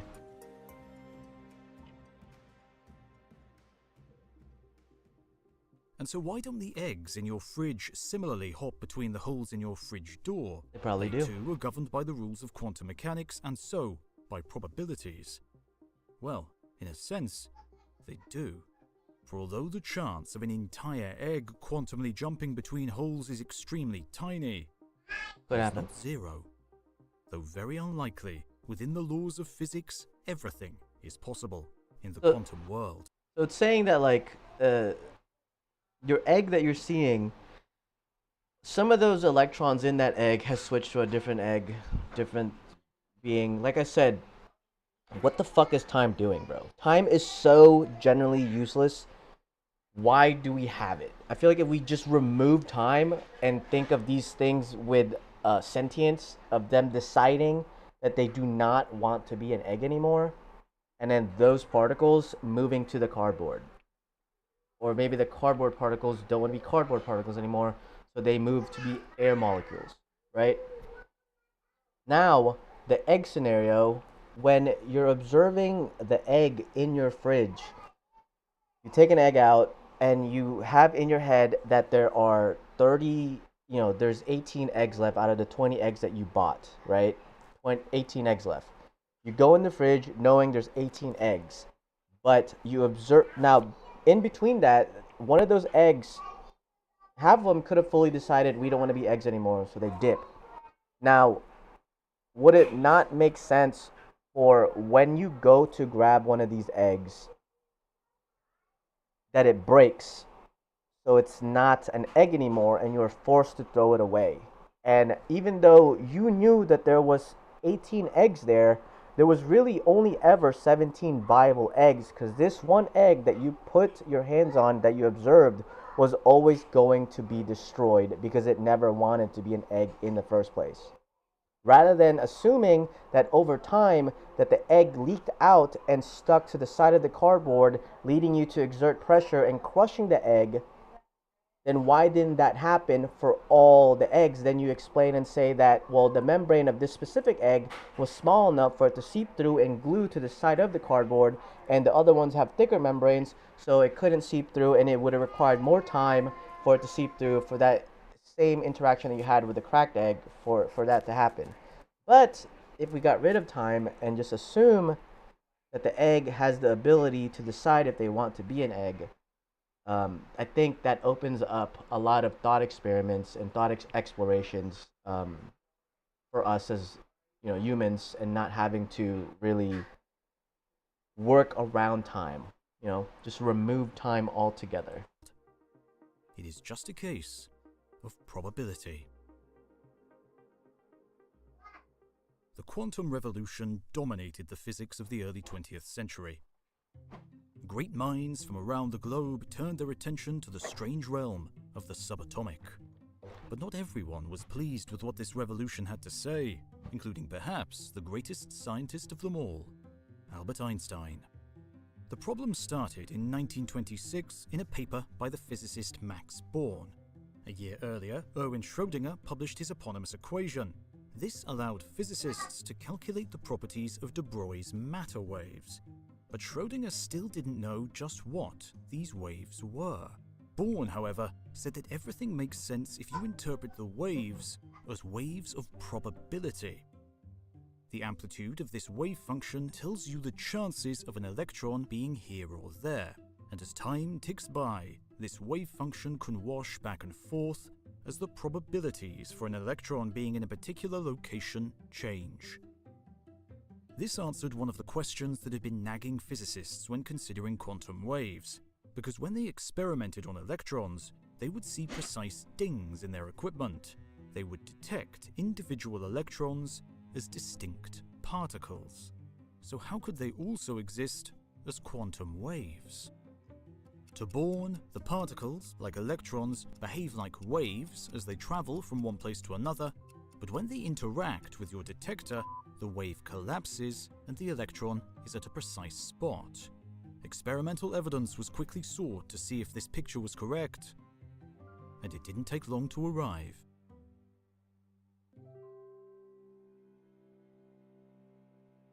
The experimental setup was similar to Young's famous double-slit experiment, where light was shone through two slits and showed the unmistakable patterns of interference. This demonstrated that light travelled as a wave, as you need waves to construct interference, and if quantum matter behaved like waves, it should show interference too. The idea was to fire a beam of electrons onto a target of nickel with a regular pattern of atoms. If the electrons were little bullets, we would expect them to randomly ricochet off the target atoms. However, the experimenters found that there were certain directions in which electrons preferred to recoil and other recoil paths they seemed to avoid. And this was the unmistakable pattern of interference. Places where waves added and strengthened, and others where the waves cancelled each other out. To help understand this, imagine you are a sharpshooter at the Olympics. Through your sights, you zero in on your target 100 meters away. You line up your crosshairs, take a deep breath and hold it. But as you think about your glory yet to come, your mind starts wandering. What if you were a sharpshooter in the quantum world? In the quantum world, the certainty of everyday physics melts away.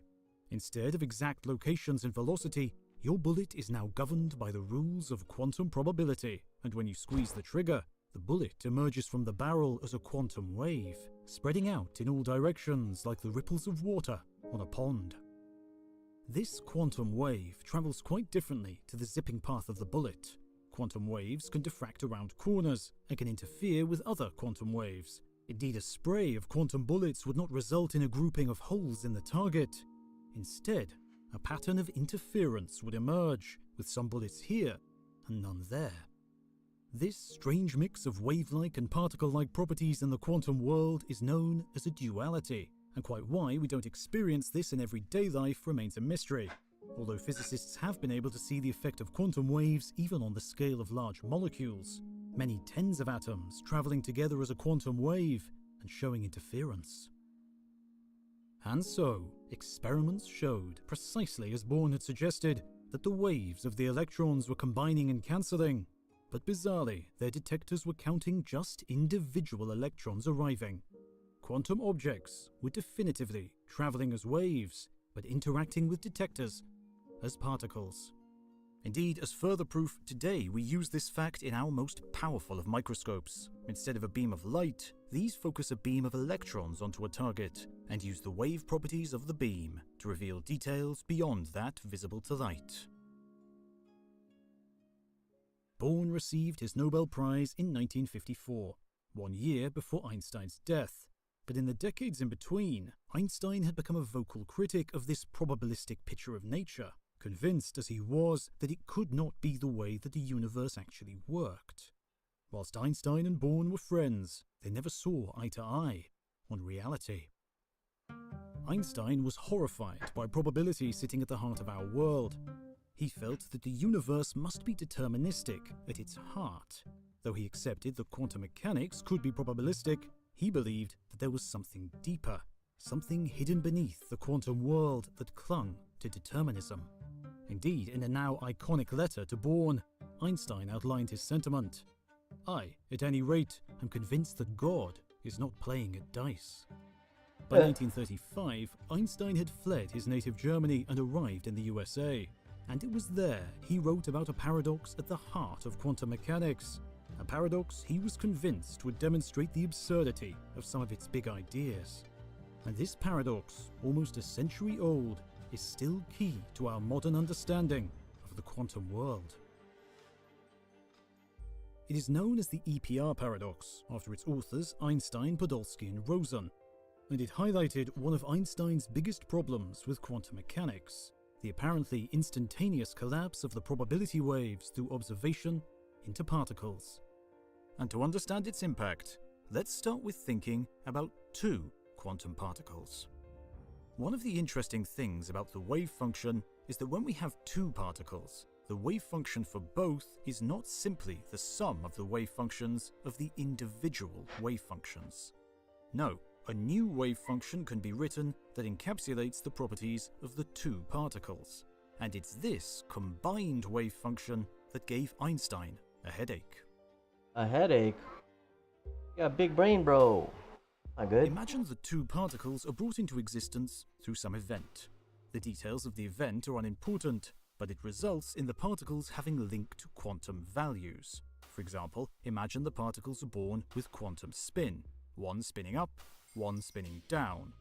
This way, the total spin is equal to 0, so spin has been conserved in their creation. Except the wave function does not contain definite information, just probabilities. So, each particle has a 50% chance of spinning upwards and a 50% chance of downwards. However, an important rule of the universe is that the total spin is conserved, so if you detect one spinning upwards, the other absolutely must be spinning downwards. In Einstein's thought experiment, you can imagine the particles separating after their creation and moving an immense distance apart, maybe several light years. They are travelling as probability waves, and you don't know the orientation of either particle's spin. Everything is still a mix of probability. This is quantum entanglement. So you observe Imagine it. one of the particles runs into a spin detector. With a loud beep, it registers the spin and the display reads spin upwards. You now know that the spin of the other particle is definitely spin downwards. The wave function must have collapsed into the definite states of the particles. But herein lies the problem. Don't care about the Just distance. how does this pair of widely separated particles know that one has had its spin determined? Does the wave function, which is strung between the two particles, collapse instantaneously, possibly across light years? If it did, Einstein said, then this collapse would occur faster than the speed of light, and that, of course, was forbidden.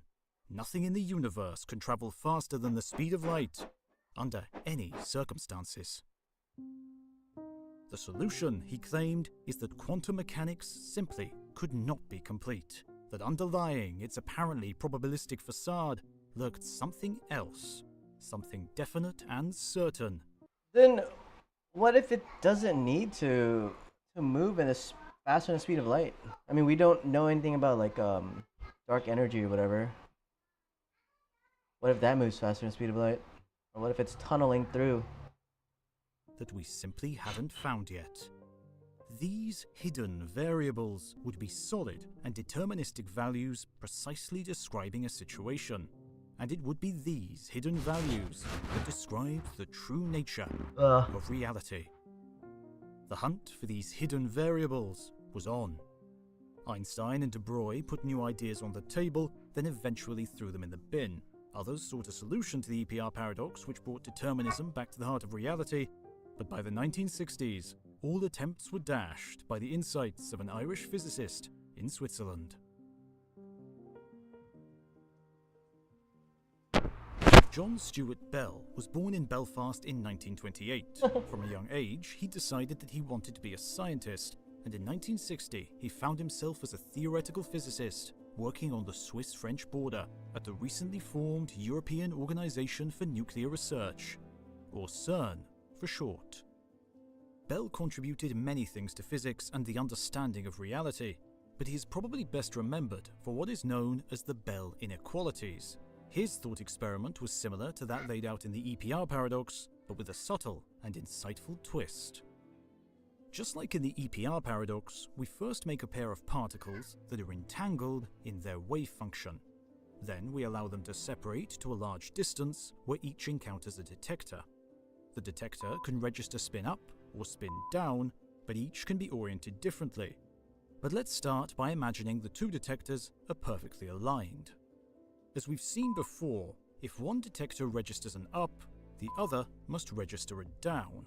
If the readings on one detector are up, down, down, down, the other must read down, up, up. The readings are perfectly correlated. Bell's twist was to consider what would happen if the two detectors were not aligned. What if one was set to register up, down, and the other was twisted to measure left, right? This might sound like a strange thing to do, because if a particle is spinning either up or down, how could it register any spin, left or right? But if you were thinking like this, you are still considering the particles as classical things, as if they Wouldn't they be are spinning truly all the way, solid dude? balls What does that mean? contain a definite direction of spin. But remember, Well, maybe back then they didn't think they were balls. They were, I don't know, going up and down, left and right. they are not. They are purely quantum particles, and their spins are probabilistic. So there will be some probability of spin up-down, and some probability of spin left-right. Though thinking like this can start to bring on a headache, it is the way the microscopic world works. Bell started to wonder about the correlations of the outputs, with one detector reading up, down, up, and the other right, left, right. He was able to conclude that if these choices are being made by hidden variables, by definite quantities tied to each of the particles, a particular pattern of correlations should be seen. And if there are no hidden variables, so Einstein was wrong, a different pattern should emerge. And so the rush to test Bell's experiment was underway. and it wasn't long until the first results were on the table. Calcium atoms were excited in a hot oven, emitting two correlated photons as they cooled. These photons zipped out of the oven and into the physicists' detectors, who then compared the polarizations of the photons, the vibrational direction of the electric field. Bell said that if there were hidden variables defining the photons, specific correlations would be measured. But if there were not, and the photon's properties were spread over the quantum wave function, then a distinctly different set of correlations would be measured. The results were conclusive. There could be no variables. Reality was not a property of things, but was non-local, extended over the quantum waves. And as the many experiments undertaken ever since further confirmed this conclusion, Einstein's notion that the underlying universe was deterministic was quietly put to bed. And so, at this point, you might be wondering what all this means. I'm gonna go pee.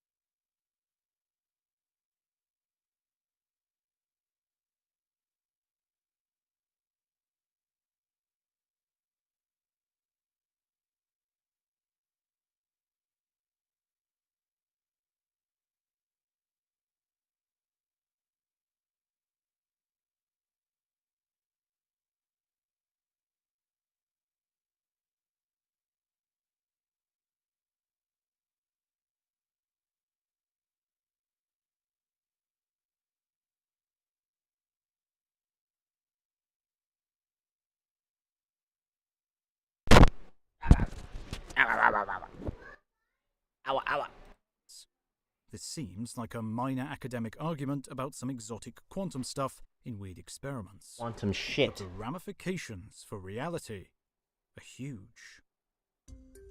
Locality has always been a key concept in physics. What it means is that something responds purely to its local environment. Proximity is important. A mass responds directly to a force acting upon it, but it doesn't know or care about a force acting on another mass far away. Indeed, it is the non-local nature of quantum mechanics that Einstein objected to, that a particle detection in one part of the universe can influence the properties of another elsewhere. Doesn't make sense, you know? In a letter to Max Born in 1947, Einstein referred to this as spukhafte Fernwirkungen, What? spooky action at a distance. Spooky. And this was a step too far for Einstein's view of the universe. For what this means when extrapolated is baffling. An electron is not simply an electron, and neither is any other fundamental particle in the universe. Particles must be entangled with others, sharing our experiences my bad. across the cosmos. No individual thing is simply a thing. Everything universe-wide is truly connected. That's wild, bro. I'm At this telling you. point, you might be sharing Collective consciousness Einstein's is real. feeling that this is a Good step job, too Carl Jung. far, that there's no way your apple is entangled with other particles in the cosmos. But we have to remember that the universe simply does not care about your feelings, your intuition, or what you can process in your brain. It refuses to behave in a way that you think is sensible. And the award of the 2022 Nobel Prize in Physics demonstrates this cosmic absurdity. Dude, The doesn't it just make more sense that the universe is alive and has a subjective reality that it's subjecting us to? Because it just doesn't make sense that we're all subjective beings. Even fucking animals are subjective beings, but we're all looking for objective truths. That doesn't make any sense. Why, as subjective beings, are we looking for objective truths? If we were objective beings, we would find a fuck ton of objective truths. And it just makes way more sense that we're subjective because the universe is subjective and there is something subjecting us to its, reality. were Alan Aspect, John Clauser, and Anton Zellinger, and the subject was entangled photons. Experimenting over decades, these physicists showed that widely separate particles behave as one, and their goal was to dismiss any prospect of there being any hidden variables defining reality. A recent example of these experiments, the cosmic Bell test, might be the most extreme.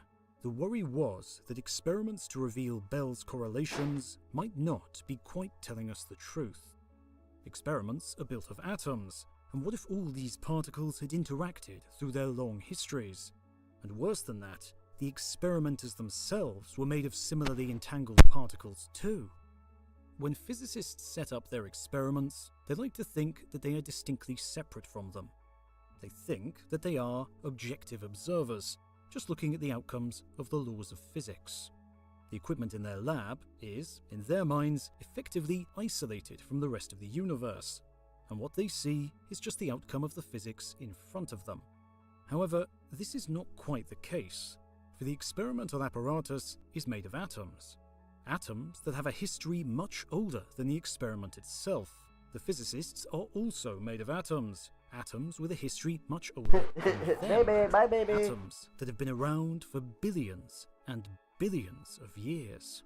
And so over these billions of years, there have been countless opportunities for these atoms to tangle. And in these interactions, any hidden variables could have been rewritten and correlated. This would mean that the correlations the physicists measure could simply be a result of the atom's long history, rather than the physics being non-local. This had the potential to introduce quantum loopholes into the experiment, and physicists wondered if hidden variables were colluding to make it look like they didn't exist. Dude, wouldn't it absolutely suck ass that if every single atom had its own, at least, ability to subjectively do what they want to do? If they had the ability for autonomy, would that not suck ass? That would make everything no, it would not make it impossible. Now, then we would need to utilize, if that was true, we would need to utilize what we're observing with their how well they mesh together and how well, how such a well-oiled machine reality is. We should be mimicking the jointness of reality, as in we shouldn't be having wars. We should all be connecting each other to formulate one being, right? Like I said, there's no objective truth unless there's only one subjective thing subjecting us to that thing's truth. Or the biggest subjective object in the world will become the objective truth. Or yeah. That sounds right. The biggest or strongest, most relatable subjective thought will become the objective truth in the universe. They needed to set the settings of their experiment in a way that could not be influenced by earthly ways. Oh my god, we're gonna go over So, consciousness. Let's they go. looked to the skies. You say they look to the skies? Why do you say that? They set up their experiment as usual, and then they brought in the light of two distant stars. The starlight fluctuated slightly, and these fluctuations became part of the experiment. These flutterings were used to set the orientations at which the spins were measured. And again, the experiment revealed that reality must be non-local.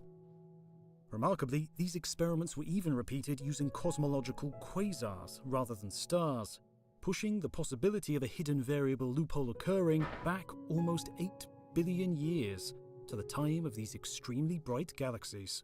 Again, the spins of the particles were explored at orientations set by the fluctuating light of the quasars. And again, the results were unequivocal. Reality must be non-local. It is not simply there. I thought we knew Again, that though. I thought we knew that those objects are not there. That the light that we're seeing is old light. If we were actually able to push ourselves to where they're at, it could potentially not exist whatsoever. Thank you. Thanks. What about it? I don't know.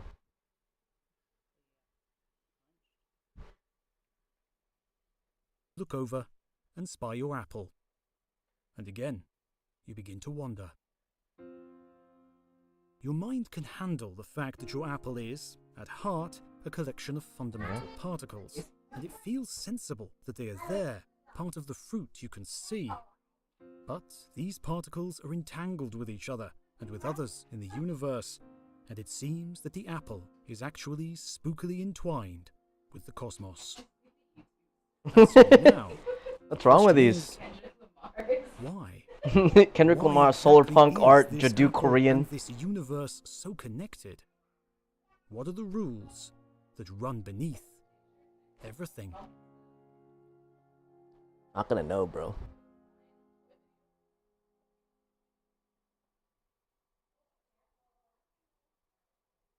On the 18th of April, 1955, the old man died. Huh? He was born in Germany almost 8 decades earlier, but his last Einstein? moments were in an American hospital. His final words were in his native tongue, but these are lost to posterity, as the nurse who was caring for him was unfamiliar with the German language. But in the hours before his death, the man had asked for 3 things: his glasses, his writing equipment, and his equations, to work on one final problem. This man, Albert Einstein, is considered one of the greatest physicists of all time, and his name is splashed across the pages of the textbooks of modern physics. But later in his life, his work had become focused on a single question, a question that still haunts physicists today. 2 central theories emerged from the revolution of the first decades of the 20th century. We've met them both in our stories so far. Einstein's relativity described the actions of gravity across the cosmos, while quantum mechanics explained the universe of the subatomic. Quantum mechanics was refined throughout the 20th century, evolving into what we now know as quantum field theory. It is these fields that contain the rippling waves of probability in quantum mechanics, and it is these fields that describe the physics of the fundamental pieces, like electrons and quarks. We've also already encountered the standard model of particle physics, and this is really a theory about the interaction of these quantum fields. When 2 charged particles, like electrons, interact, they create vibrations in the electromagnetic field. And these vibrations, the carriers of the electromagnetic force, are the photons. And of course, the electrons themselves are also vibrations in the electron field, just as each type of quark that makes up neutrons and protons are vibrations in their own quark fields, and so on for other particles. There are also other fields for other fundamental forces. The strong force is responsible for holding the quarks in protons and neutrons together, and for binding these particles in the nuclei of atoms.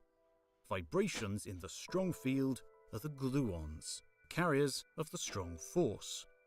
There are also fields associated with the weak force, responsible for aspects of radioactivity, and their vibrations correspond to what are known as the W and Z bosons. W. Z boson. For every force, Zozon. there is a vibration in a field, and that vibration is a quantum particle. To understand this, let's take a look at the life of a neutron. Left on its own, a Cut free that bitch neutron open. will decay in about 15 minutes, transforming into a proton and spitting out an electron and a ghostly neutrino. But just what is happening in terms of the quantum fields? We have to remember that a neutron is a collection of 3 quarks, 2 down quarks and an up quark. These quarks are constantly generating vibrations in the strong field, with gluons flying about and binding the neutron. But the weak field is still there, and eventually one of the quarks will pluck a new vibration in it. This will cause one of the down quarks to transform into an up quark, turning the neutron into a proton. The ripple in the weak field represents a W- boson, But it's still the same and flies away from the relative newly formed objects proton. inside there. But this particle lives for only a very short time, less than a Just billionth flip. of a second. Let's As just its vibration name vanishes, 3 it objects. produces vibrations in new fields, creating an electron and neutrino. And all quantum particle interactions can be described in exactly the same way. Dude, the weak and strong field shit just always confused me. One I haven't other looked quantum too field deep is in that, necessary dude. to round off the picture. Perhaps the most famous quantum field of all, the Higgs field. It's the Higgs Interactions boson. with It's the Higgs field boson. give mass to the fundamental particles. The vibrations represent the Higgs boson, discovered Oh my in god, it's the Higgs 2012 boson, after a bro. 4-decade search. It was in the early 1960s that physicists realized that there was a problem. As we know, the weak force has 2 associated particles, bosons known as the W and Z. Quantum field theory requires force particles to be massless. For electromagnetism, the force particle is the photon, a massless particle, and for the strong force, the force particle is the gluon, again a massless particle. And so why, Aren't all physicists quarks massless asked, though? did the W and Z of the weak force have mass? Hear the Simply babies adding in the mass background. to the W and Z in the equations proved a disaster, as quickly the mathematical terms exploded to infinities. So it was clear a new mechanism would be needed to add mass to the W and Z, and this mechanism was provided by the Higgs field, a field of energy that permeates all of space. The W and Z particles feel the presence of the Higgs field, coupling through a quantum interaction, whilst the photon and the gluon don't see the Higgs field at all. My The god. problems of the masses of the W and Z bosons was solved, but it was realized that the Higgs mechanism had more up its sleeve. It was quickly seen that the mechanism that gave the weak force particles their mass could give mass to all the fundamental particles, to all the electrons and quarks, as these particles traveled through the seeming emptiness of space, the presence of the Higgs field ensuring they have just the right mass. So it's like a sea of invisible ass little things out there. And they function as liquid, or they have movement as liquid. It's just we just can't see it. Similar to air. Air is Quantum functioning field as a liquid theory right now. is highly Waveform. successful, accurately predicting what is Like spat swimming out through of air right particle now, bro. experiments. Electrons, quarks, sprays of gluons, and many other wonders can be found in its mathematics. Einstein's relativity is equally successful, predicting the motions of the objects in the heavens. But it is this superb accuracy of both these heavens. theories where Einstein's headaches began. While Einstein did not have the details of the fundamental forces available today, he did realize the problem in the language of the 2 theories. Relativity Always the described language, gravity bro. in terms of curved and warped spacetime. Quantum field theory, on the other hand, spoke about probability and waves. these two languages were completely at odds with each other. And you might wonder, so what? No, they're not, Does though. it really matter if we need two sets of mathematics? But I don't. It's semantically. Gravity is still in wave. It's just like at the waning portion of the wave, and maybe we're just seeing peaks and valleys, and gravity is just a constant valley. That would it still not be the same space-time field? The quantum field, sure, it's like undulating, but maybe gravity, it counts as an observation, and it's forcing all the quarks around there to be down quarks, and anything above it can fluctuate, in between. But I don't see how these are different. But I also don't know much about this stuff. Physicists like Einstein, this flew in the face of the dream of modern physics, the dream of unification. It all started with James Clerk Maxwell and his work on electromagnetism. In one set of equations, he showed that the two disparate phenomena, electricity and magnetism, are just two sides of the same coin. Opposites, baby. With the advent of the quantum field theory, things became simpler again. Three of the fundamental forces, electromagnetism, strong and weak, could be written in its language. One mathematical formalism to encompass seemingly diverse phenomena. It all worked so well. Except for gravity. Gravity simply did fucking not gravity, fit. bro. And so soon after the appearance of general relativity, physicists wondered if extra dimensions were the answer. I don't understand. Alright? Because the presence of the waveform and its electromagnetic field undulating like that, gravity warps, wouldn't it make more sense that gravity is in effect at all times on this field, allowing it to fluctuate between up and down, and gravity, the big G, could be the almighty observer here, subjecting everyone else to its objective reality? What if space-time had more dimensions and these contained the electromagnetic force? These ideas appeared to sort of work, but very imperfectly, and of course left a big question, namely, where are these extra dimensions? Surely we would notice if there was more than up-down, left-right and back-front in space. But physicists offered a novel solution. What if these dimensions were curled up tightly? So tightly, in fact, that we could have no experience of their existence, no way to resolve them, like using boxing gloves to put together Lego. Reality, some thought, could be built from a large number of these curled-up dimensions.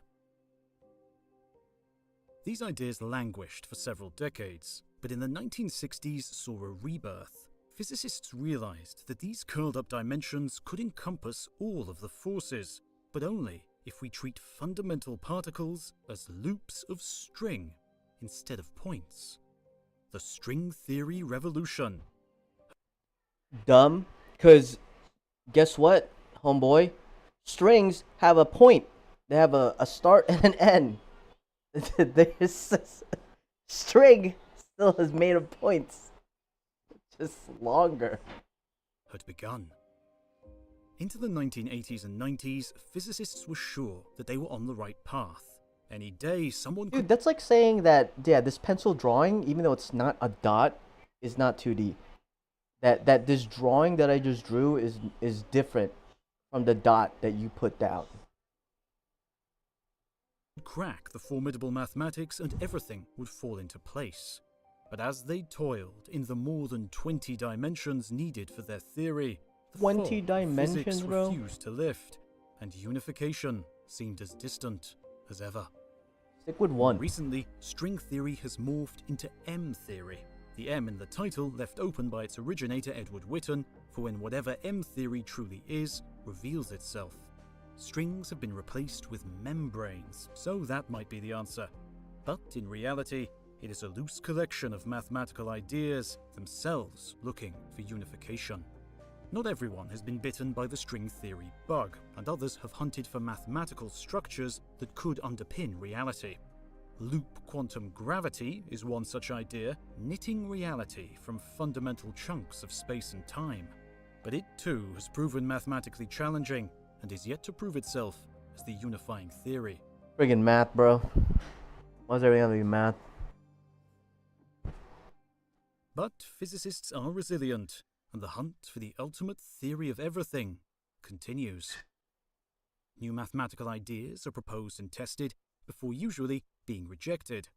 And to guide this search, physicists rely on one of the key concepts in physics, a concept that comes as close to the ultimate rule of the universe as anything else does: the idea of symmetry.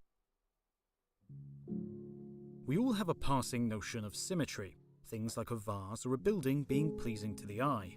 But you can also use mathematics to talk about symmetries, and the existence of these symmetries has a profound impact on the nature of our reality. Take, for example, a sphere, a shape we can define precisely in mathematics. If we rotate a sphere, it still looks like a sphere.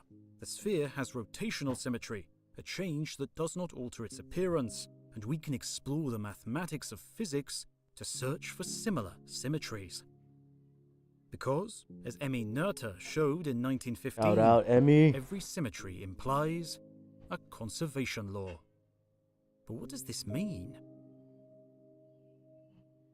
What does that mean? Conserve matter? Imagine you have a Efficiency physics is in art. experiment, something like rolling balls down a slope. And imagine you spend a while rolling balls and measuring their speeds. I love marbles, bro. Now imagine that you move your physics experiment by a meter left or right and repeat the rolling. Would you expect the outcome to be the same or different? Surely it would be the same. So moving the experiment doesn't change the outcome. And this is a symmetry. But what is the conserved quantity that this implies? The mathematics of Noether tells us that the conserved thing is momentum. This property of motion, mass times velocity in Newton's theory, is conserved because of this symmetry. Momentum cannot simply disappear in a physical interaction, simply vanish. One billiard ball transfers its energy to another. Other symmetries exist and imply other conservation laws. If you rotate your experiment by 90 degrees and repeat the rolling of the balls, again, you expect the same outcome of your experiments. Now the conserved quantity is angular momentum, the conservation of spin in the universe. But perhaps the strangest symmetry is that associated with time. The fact that if you perform your experiment today and then tomorrow, you expect the same results. Because This time isn't real, bro. Time symmetry results in what seems like one of the most fundamental rules about the universe. Not good. This time symmetry implies the conservation of energy. Energy itself cannot be lost or created.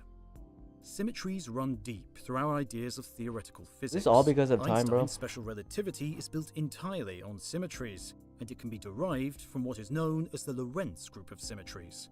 Indeed, it is these symmetries that demand that the speed of light is the fastest speed there is. But it is in quantum mechanics that symmetries truly reign supreme.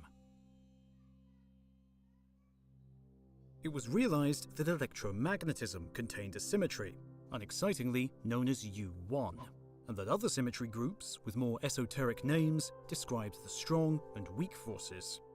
With these symmetry groups came new conserved quantities. For electromagnetism, the quantity that is conserved is charge, but for the other forces, other quantum numbers appear, quantities that seem quite unfamiliar, things like isospin, lepton number, quark numbers, and a host of others. These all represent the rulebook of reality, defining what can and cannot happen. If the conservation laws hold, then interactions can occur. But if they are broken, interactions are strictly forbidden. Deep down, reality appears to be built on symmetries. And so in the search for even deeper reality, physicists have tried to incorporate more and more symmetries. With supersymmetry, physicists try to hold a mirror up to the standard model, reflecting all existing fundamental particles with supersymmetric counterparts. So for electrons, there should also be selectrons. For photons, there should be photinos, and so on. Supersymmetry improves the mathematical elegance of the standard model, and for some it indicates the true path to enlightenment. But there has been no sign yet of any of the supersymmetric particles in any experiment. This, many claim, shows that supersymmetry as Bro, what if everything that we do is just like a path to enlightenment, and science is just like the longest path? Science, math, all that other stuff is like the longest path to get enlightenment. What if the outcome of science, just as the outcome of enlightenment, is that nothing is matter, nothing matters, right? Nothing is matter, nothing matters, nothing's matter. That'd be kind of wild. an idea is dead. Groups of symmetries also sit at the heart of string theories and M theories, and different symmetries are used to clean up and clarify loop quantum gravity. And so clues keep coming from geometry and symmetry. Thank you, many geometry. putting their faith in what is called the anti-de Sitter conformal field theory What the correspondence. fuck? This mouthful, usually abbreviated as ADS-CFT, Oh, was found by Argentinian Jesus, of course, Juan dude. Maldacena in the late ADS-CFT. 90s. Idiot.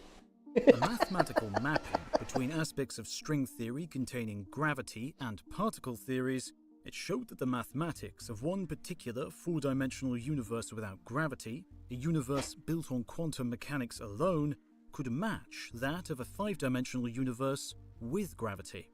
In short, that there was a clear mathematical link between the two, gravity and quantum mechanics. Immense effort has been placed in uncovering whether this correspondence tells us something deeper, perhaps a shadow of the true theory of everything. Dude, I'm a fucking genius, bro. I don't care. Quantum field theory, right? Like as I was saying, waveform, but then they're saying that gravity is warping the waveform. But then why would the warping of the waveform by gravity matter? I get that it doesn't like it goes back to the end body problem, is that there's too many things to calculate around gravity, right? You have to calculate everything that's morphing, all the quantum field happenings morphing around gravity, and gravity is just like big dong. I'm depressing everything over here, bro. I'm pressing everything, and then it just moves along. It just jumps, or it's in spots, or maybe quantum mechanics, as we were stating prior, how the egg could jump and tunnel to something else, tunnels through gravity, right? Maybe gravity is the Higgs boson field. It's just laying flat there, and then whatever warps through, whatever warps back, is what we're seeing as the waveforms, and gravity is just consistently vibing. That rules reality. However, the ADS-CFT correspondence could also have very bizarre implications. You might be familiar with the notion of an optical hologram, where a three-dimensional image is encoded in a two-dimensional space. One of the possible consequences of the ADS-CFT correspondence is that this may be the case for reality. What we experience as reality really just a projection of information stored in lower dimensions. I'll take that. Just like an optical hologram. That's like a W. Nothing but an illusion conjured up from a two-dimensional plane. Yeah, that's a W. This notion, known as the holographic principle, grew out of our understanding of black holes. Black holes are extremely simple objects, completely described by only their mass, angular momentum, and charge. A black hole carries no memory of the objects. Black holes are 2D objects in a 3D plane. Prove me wrong, bro. That have ever fallen in. All information, other than those three properties, is seemingly forgotten. But in physics, it is generally accepted that information cannot be created or destroyed, only processed from one form of information to another. So for black holes, the question of just where all their information goes was problematic. Originally, it was suggested that the information is still there, encased in the black hole's heart. Here, it would just be hidden from the rest of the universe, out of sight and out of mind. But in the early 1970s, Actually, I take it back. Black holes are one-dimensional objects in a 2D space that affects us 3D objects, like celestial bodies. this picture Like if gravity is the 2D plane, black holes are the 1D objects, and celestial bodies are the 3D objects. was completely demolished, destroyed by the insights of a young physicist named Stephen Hawking. Ooh. Hawking had wondered about the impact of quantum mechanics near a black hole. He eventually showed that the supposedly one-way influence of the event horizon, which allows things in but nothing out, conjured particles out of the foaming quantum background. These particles escaped into the universe, carrying energy with them. But from where did these particles' energy arise? Hawking's solution was astounding. He suggested that the energy was seemingly tapped from the mass of the black holes, and as the particles escaped, the mass of the black holes steadily decreases until it is completely evaporated away to nothing. Huh. But that wasn't the end. For if the black hole's information was written inside it, where did it go as the black hole evaporated? It didn't appear to be written onto the particles that were ejected, and physicists couldn't accept that the information had been erased. So they hunted for another solution.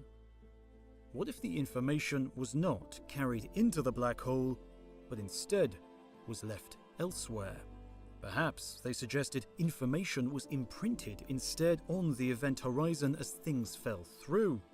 This information could then be etched onto the escaping particles as the black hole evaporates, with the total information released into the universe as the black hole completely disappeared. And so in this picture, the black hole is a three-dimensional object, filling three-dimensional space, but it stores its information on a two-dimensional surface, the event horizon, in the same way that a hologram holds a three-dimensional image. It makes sense, right? Like we're sure I'm getting the dimensions wrong here, but it relatively makes sense to what we understand collectively right now. If we all collectively understand that space-time is a flat surface and there's something burrowing through that surface, we are 3D objects on top of a sheet of paper, right? We're on a sheet of paper and we're a 3D object and we're going to weigh it down, gravity, blah, blah, blah. That doesn't really matter. But then someone pokes a hole through that piece of paper and we call it a black hole. But the fact that that hole is a dot on the space-time sheet makes it a singular point, right? Regardless if it has an entrance or an exit, it's still a singular point because it doesn't, unless it had like a connecting line somehow that we can associate with the entrance and the exit, then we can't call it a 2D object. That's a one-dimensional object borrowing through a two-dimensional space. That's why we call it space-time, because, or we call space-time as two-dimensional because we know when it starts and when it's supposedly going to end, giving it that two-dimensional by definition. Makes sense. It makes sense. All encoded into a two-dimensional surface. And some physicists... Where's the white hole going to come into this, dude? The entire universe is structured the same way. Before we leave the importance of symmetry in physics, there is one more thing to explore, and that is the fact that the symmetries of our universe cannot be totally perfect. Some of the symmetries have to be imperfect, have to be cracked, for if they weren't, we would not be here. Take, for example, the asymmetry of matter because we wouldn't have variation in the cosmos. Like we need asymmetry at some point. The universe appears to be stuffed with electrons, many orbiting atoms, some just floating out in space, but their antimatter counterparts, the positrons, are comparatively rare, extremely rare. In fact, within the Milky Way, scientists estimate that they make up no more than a quadrillionth of the amount of matter. Seems like a lot. And so, this raises the question, where are all the positrons? We ate them. You might wonder why this is important, but it's really just another question of symmetry. Imagine the processes underway in the very early universe, at the time when matter was created. If the processes were purely symmetric, they would have made equal amounts of matter and antimatter. For every electron that was created, a corresponding positron would also be created. After the fiery birth of the Big Bang, these equal quantities of matter and Look like antimatter apples, huh? would annihilate, and this complete annihilation would leave nothing behind but a featureless soup of radiation. With no matter, there would be no atoms, no stars, no planets, no people. The universe would simply settle down into a featureless nothing. So there must have been a break in the physics of matter creation, a tiny asymmetry of 1 part in a billion that left 1 electron for every billion annihilations, as well as protons rather than antiprotons and neutrons rather than antineutrons, leaving behind the matter from which we are made. That was sick. You Physicists saw that? are not quite sure where It this was like blending crack together. is hidden in their theories, and perhaps they will need a theory of everything for this to finally be revealed. But other cracks in symmetry are apparent. Dude, I don't see the boner to try and get a theory that encompasses everything. When we already know that you can't just be describing everything in a general term like that. And these might be providing Why are we clues so to the ultimate insistent nature on this theory these of everything, bro? asymmetries.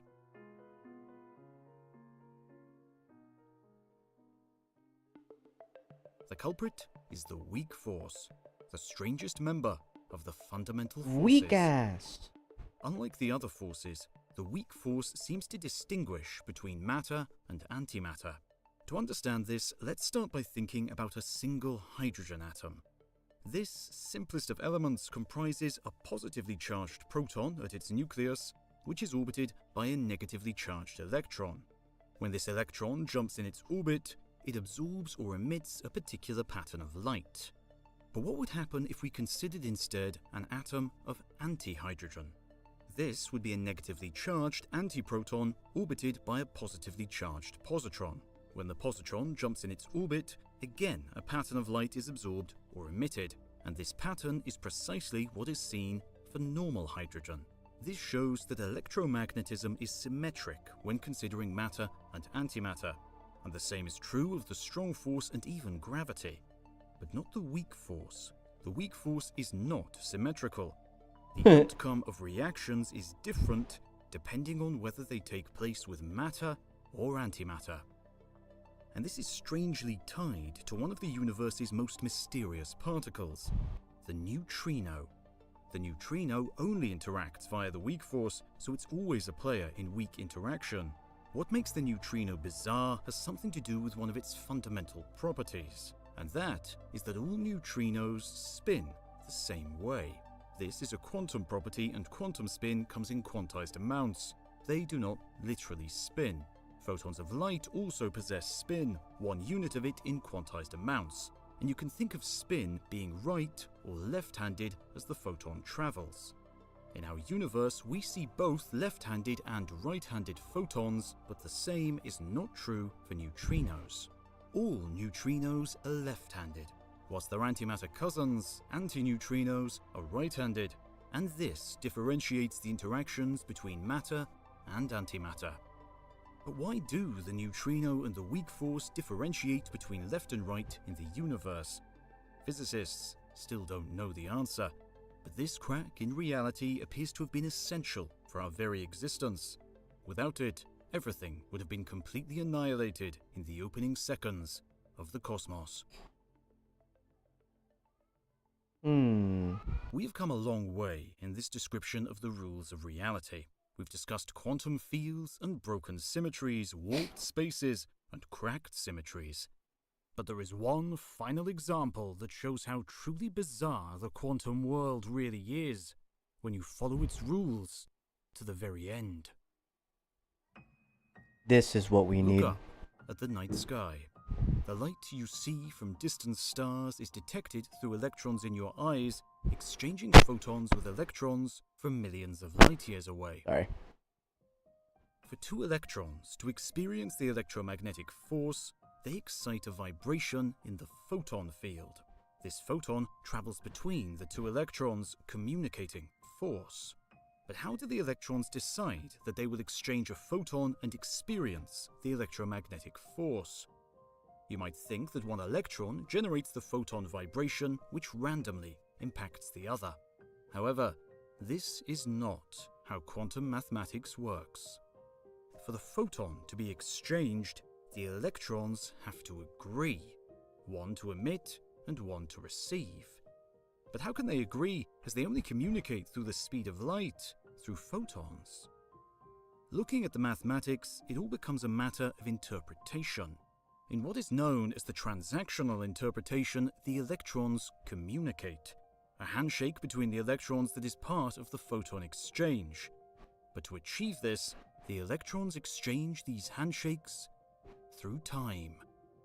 One electron sends its handshake into the future, the other into the past, and with a mutual agreement the photon is exchanged, even across billions of light years and one day, even trillions. Does that not give more credence to time does not exist?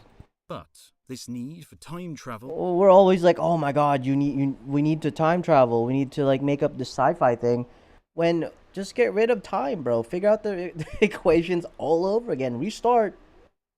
Take out time in all your equations. As a fundamental piece of Figure reality it out. is too much for some, who dismiss it as a mathematical convenience that masks something more fundamental.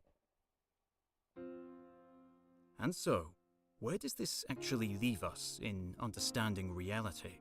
From holographic universes to wild mathematical implications, we now find ourselves at the philosophical edge of science, and what science even is. Is it a search for the truth, to uncover the ultimate nature of reality? Or is the best it can ever do is give us a mathematical approximation, a representation? Wait. Couldn't you give the same value of time to neutrinos if neutrinos can only move in one direction? Even though quantum-wise, they can move in either direction, but out of the quantized realm, neutrinos can move in their matter or antimatter form only one direction. Wouldn't that give them the authority / description of time? Of a true reality that is forever hidden. Your thoughts race as your mind tries to process this complicated picture. But suddenly, your confusion is pushed aside as another thought snaps front and center in your mind. If nothing is real, then just what are you? I'm vibing. That's what I am. Where do your thoughts Don't need to be real. reside? Where are you?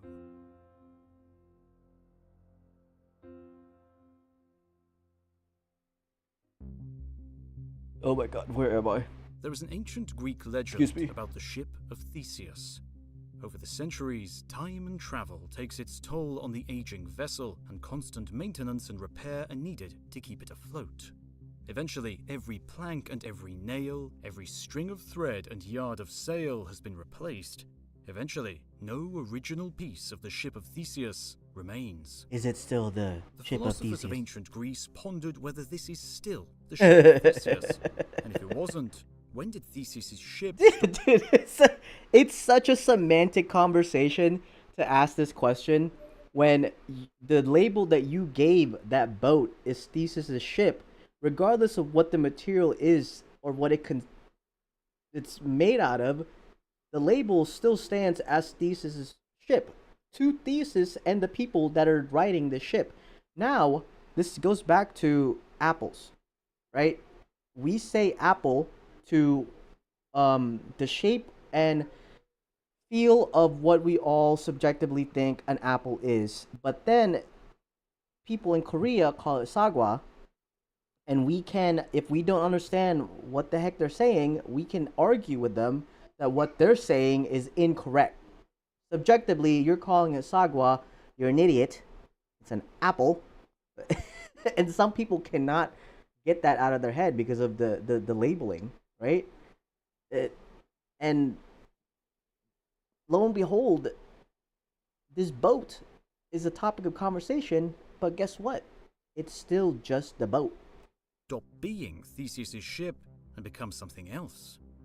It might seem that discussions about a legendary ship are little more than philosophical musings, but the ancient idea has some profound implications.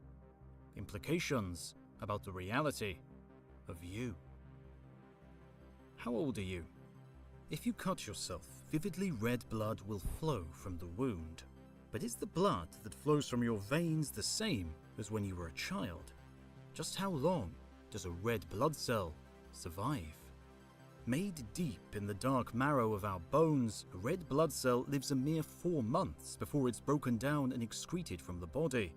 Every second, about 5 million red blood cells meet their ultimate demise, as freshly made cells flow into your bloodstream to replace them. Your body completely replaces your blood 3 times a year. Indeed, almost all of your body is eventually broken down and replaced. Your skin is replaced every few weeks, and for your internal organs, it might take a decade, but they too are eventually replaced, whereas your bones regenerate over about 15 years. You are literally not the person They that win? you used to be. Everyone. I did them separately too.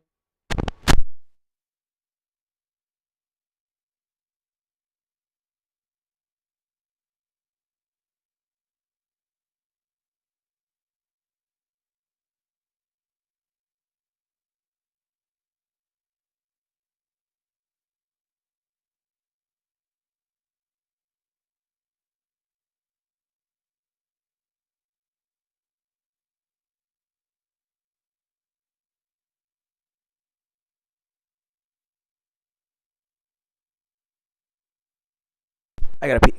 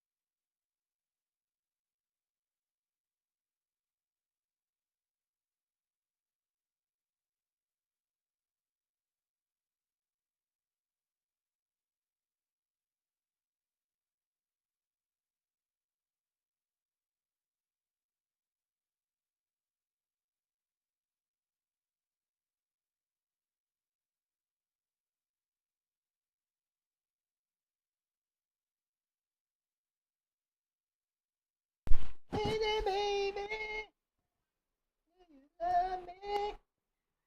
Can we get this party? Can we get this party started, baby?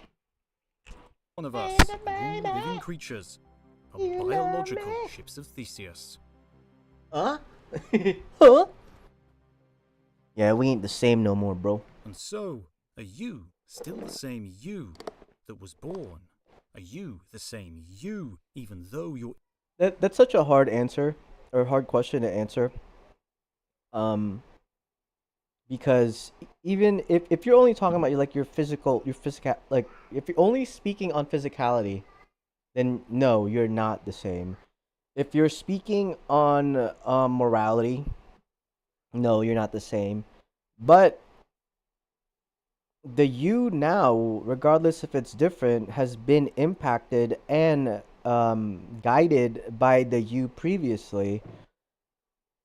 And regardless on if you are fully not the same person as you were when you were born, you're still built upon that individual, right?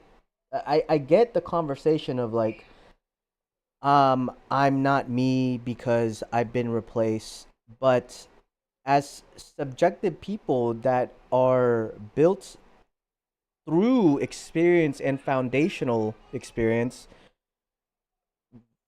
we can really never truly change. there are some bits and pieces that we can change as individuals, but us as a whole relatively stays. And how you end up, even if if you're like a bad person and you decide like, oh, I want to be a good person, you're really always a good person, and you just happen to kind of pull from whatever that foundation was of you when you were a good person prior to you being a bad person, whatever that means to you as an individual. You always had it in you. Pause. So I don't. I think I agree to a certain extent that you can that you do change and that you're not the same individual after a few iterations of you as a person or growing up. As I was saying, things are being replaced every week or every day to every year to every 10 years. Things are getting replaced. But I still think that due to how we function as humans or how we grow as individuals, which is through our past experience, that we are relatively still the same individuals, semantic wise. That doesn't really go as well when you put it for, like, let's say a boat, because the boat is not learning from any of the experience that it's going through, as we know, to based on the fact of how we handle information now. Now, if we were to change our line of thinking to what I was stating earlier in this video, that every single atom has the ability to decide what that atom wants to do, then it becomes extremely problematic because we don't know the repercussions of believing that. That makes sense. Because we could decide that, okay, yeah, each atom has its own line of thinking of what it wants to do, but collectively some atoms formulate into you, and each one of those atoms decide that they want to stay as you until another atom's like, yeah, I want to go over there, I want to be Frank now, and then all the other atoms like, yeah, I'm tired of being Frank, and you just keep switching, right? Everything's just keep flowing. Like, oh, I want to be a brick now. I want to be a tree now. I want to be air now. I want to be Joe Biden now. I want to be Trump now. Like Elon Musk. It's like it just keeps switching to as you're pooping this out, breathing this out, existing this out of you. It's going to somewhere else, right? Individual So, what happens when your body can decide that is the issue. cells have been replaced over and over, and like the ship of Theseus, if you are not the original you, when did this transition occur? And if you are not you, then just what are you? I think this is why some people have like breakthroughs throughout the year. They get the missing information that their body's been needing to formulate whatever they're trying to formulate. And I think it shows how I don't know, I have to finish my thought on that. What makes you, you? The location of the mind, the seat of consciousness, has long been mysterious. To the ancient Egyptians, the heart was the center of all activity. It was home to the soul, with thoughts radiating out to the bodily extremities. This confusion was born out of a problem of thinking about thinking. Just what is a thought? Descartes decided that the brain and the mind must be separate things, coexisting and interacting within your head. And Gottfried Wilhelm Leibniz supported Descartes' view on the separation of brain and mind, asking you to imagine him shrunk smaller than the size of a flea. At this minute size, he then invited you to join him on a tour of the brain. As you wander around, there would be no sights of thoughts. Well, there's no fucking original thought, bro. Ideas bubbling away inside all of the biological machinery. No, he said, the mind is something separate, something distinct from the brain. But with the coming of the 20th century, Descartes' dualism came under attack, for advances in technology and biological understanding began to look at the working brain. Real-time mapping revealed that Leibniz's fanciful journey might be blind to seeing thoughts, not due to anything mystical, but because thoughts, whilst apparently physical, are invisible to the naked eye. Are The they though? secret to the mind was electricity. I think if we were that small, we could see With electricity. sensitive mapping, it was discovered that the brain pulses and bursts with electrical activity, with certain sensations and feelings lighting up different parts of it. Dude, how does this not confirm that we're in a simulation, bro? Jesus. It was Our realized brain that is the brain actively is a seeking highly convoluted network, What? more than 80 billion neurons with myriad interconnections. Signals trigger new signals that flow throughout the network. Electrical activity surges and cycles, builds up and dies away. But though it might be satisfying to think that the mind is just messy electrical signals, many mysteries still remain as to just how it works. Where is thought? Where is love? Where is creativity and imagination? Just how the brain works is a puzzle, a clouded enigma. Indeed, even the great brain of Einstein was remarkable for being unremarkable, stolen from its skull in his autopsy. What the heck? Jesus, dude. But focus has since grown on the complexity of the neural network inside our heads. Maybe consciousness and thought are a result of this complexity, an emergent phenomenon that can't simply be revealed by exploring the network, more than the sum of its parts. Emergent phenomena have often confused and bemused scientists. Indeed, emergent phenomena have often mystified many.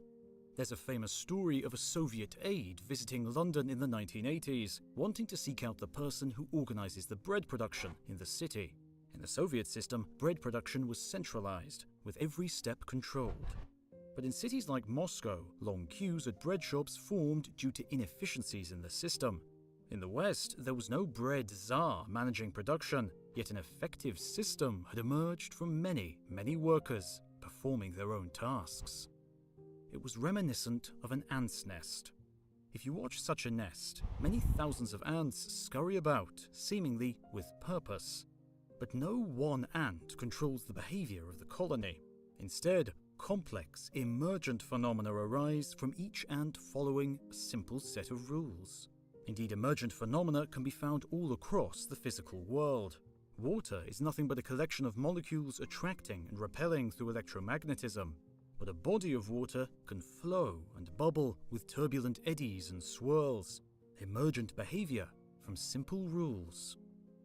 The physical properties of matter and gases also emerge from simple rules, and some now wonder if these simple rules emerge from even more fundamental phenomena.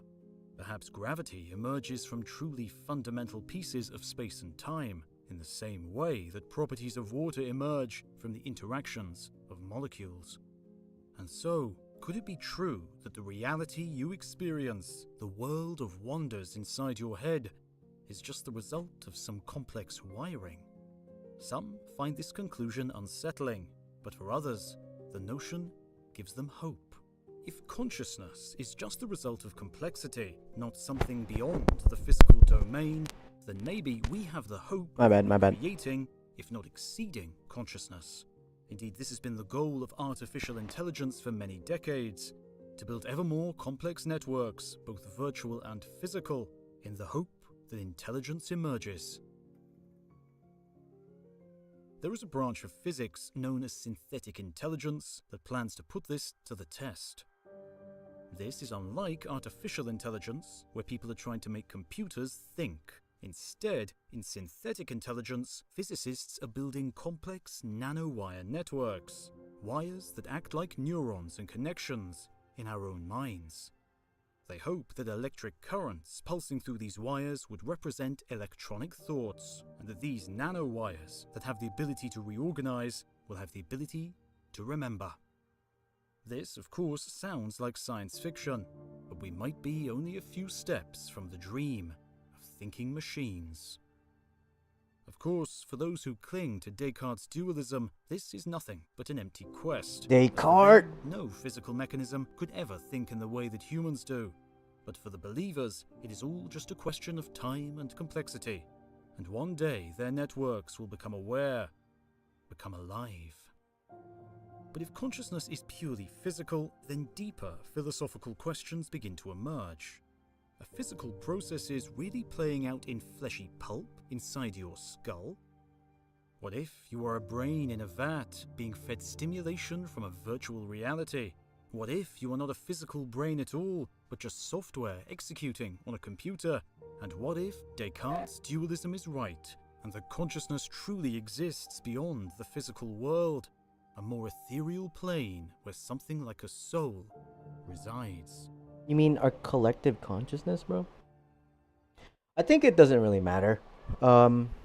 It doesn't really matter if we're a simulation or not. I mean, of course, it would be cool, but it doesn't change the rules of the simulation. You knowing that you're like in a simulation literally does not change anything about your existence. You know, you still love the people that you love. At least you should anyway. You still gotta eat the food that you gotta eat. You still gotta breathe air. You still gotta die.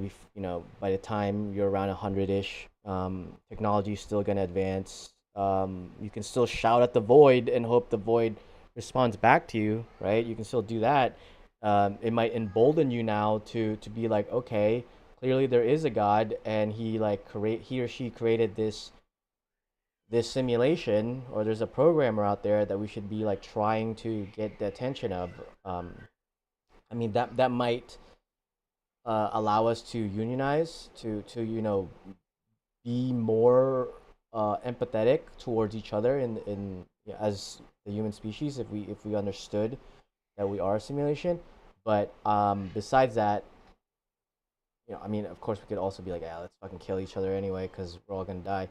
But I don't think it should change anything. That doesn't mean that things wouldn't change if it was announced that we're in a simulation. But I don't think it should change anything about your life, because you have to still exist, and clearly there's a reason why the simulation would be happening in the first place, right? There's a reason, and whatever that reason is, we should at least attempt to help out. At that point, figure out what we're supposed to be figuring out as a simulation, and then get that goal so we can like get this shit over with.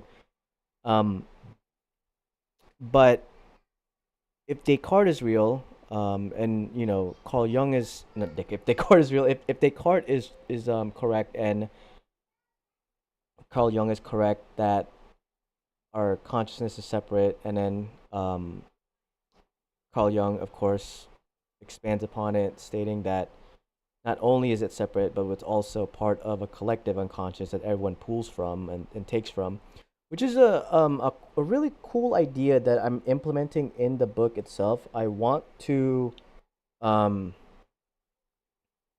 eventually get to a point where we do make a god, and what I think that god would be doing.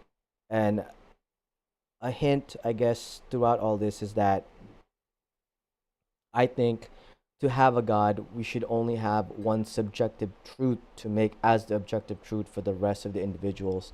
And that's exactly what a simulation theory, or the uh,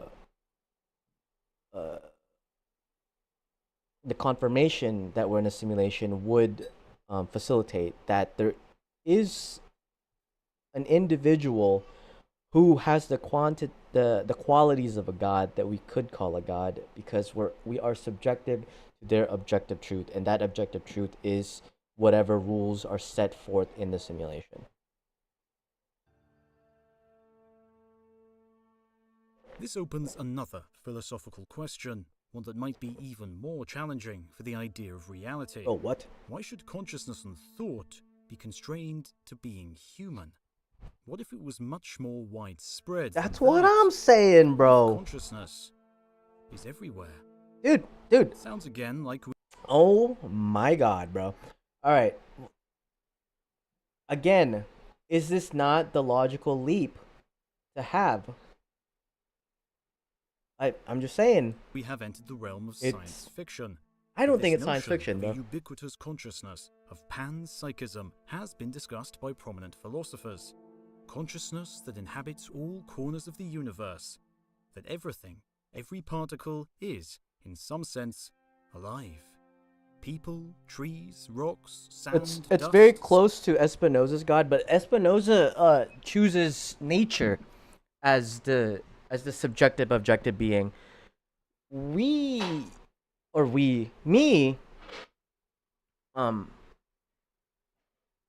or what this is saying is that everything, even humans, are the subjective objective. That's why nothing makes fucking sense. That's why everything's so chaotic, because we're all allowed to have consciousness.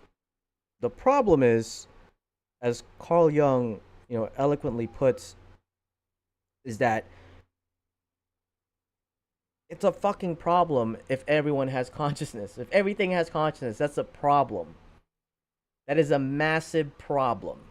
So, it would make more sense that everything is conscious, but everything falls under a set rule to be conscious. If that makes sense. If you choose not to follow those rules, you would just become unconscious. So you are delegated and regulated by those rules. And I'm sure this is why everyone's trying to find like a theory of everything, to figure out those rules and break them. But yeah, I think that makes sense. Stars, galaxies, Need more black thinking. holes, Need more everything thinking. conscious. Molecules, atoms, protons, quarks, and electrons. Even the universe. Yeah, if everything is thinking, why the fuck would the thing made out of everything not be thinking? This What? idea, whilst beloved by some philosophers, is too much for physicists to stomach. Philosophers tell them that it somehow links with the weirdness of quantum mechanics, but physicists simply feel that this is well beyond the bounds of what they class as science. And Which is so unbelievably stupid when fusion, cutting atoms, is so fucking sci-fi that we're just used to, and we're all like, yeah, man, that's normal. Like, no, that's not normal, bro. We should not be cutting this shit. That should not be something that we can do as humans. We should be cutting apples. We should be cutting physical objects. Once we got to the realm of cutting atoms, everything should have just opened up. This should not be like, oh, I don't know, that's kind of too weird. Why would this be fucking weird when we're cutting the literal foundation of our universe in half? both groups tend to ignore each other. What? We're talking meat bags. So, could everything be conscious? Is reality alive? Your scientific mind ponders on this for a moment, but concludes it a step too far. And I don't think so. Turn your head and look over, once again, at the apple. It fills your focus as your brain processes all the aspects of reality that have crossed your mind. You wonder about the apple from its entirety to its fundamental pieces, and as you think about its existence and its reality, you wonder if the apple is contemplating yours. Yeah, 100%, Start dude. to ask yourself if your thoughts on reality could get any weirder. Is this guy gonna eat me? Of course they can.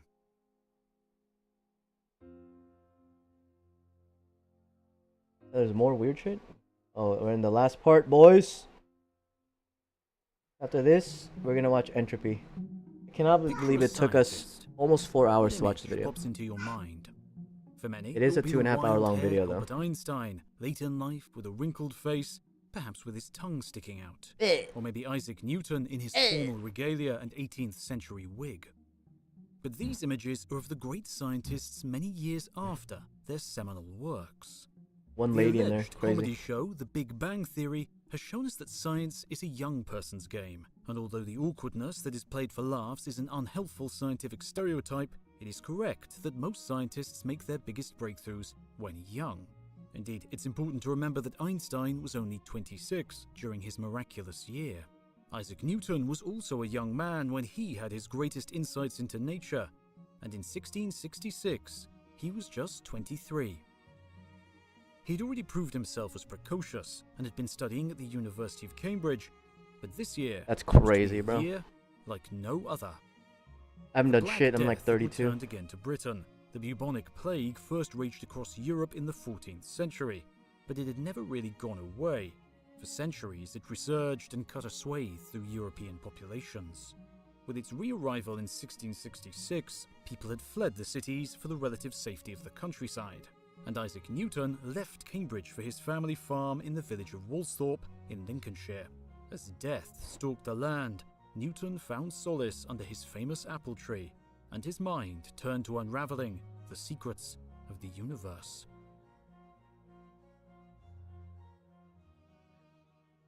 We've already met Newton's ideas of space and time, But let's look at time again.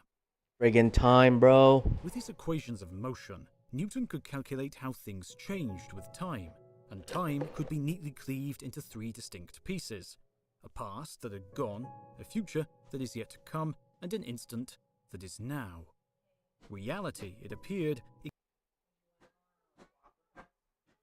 I'm trying to finish this video.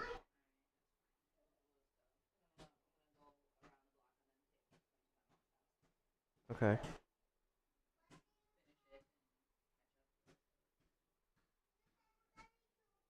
existed at this unique instant of now, a precise and exact now, evolving from its state in the past to the present, and we can calculate what will happen on into the future. But Newton's equations are purely deterministic, and so if we had perfect knowledge at any time, we should be able to calculate the exact state of the universe at any other instant. And so this raises an interesting question. In a Newtonian universe, has the past really gone? Is the future really unknown and yet to come? In some sense, the realities of the past, present, and future all exist, and the instance of now is just sliding through this already complete history, with us just experiencing a moment of reality. This idea returned with a vengeance in Einstein's theory of relativity. Instead of just a background, space and time became central to the story, with each fundamental particle tracing out a distinct path, its world line, through these four dimensions. And like Newton, Einstein's universe is purely deterministic, with past, present, and future all existing. This came to be known as the block universe, and once again, the mathematics is pretty clear on something quite bizarre. The equations of relativity are unequivocal.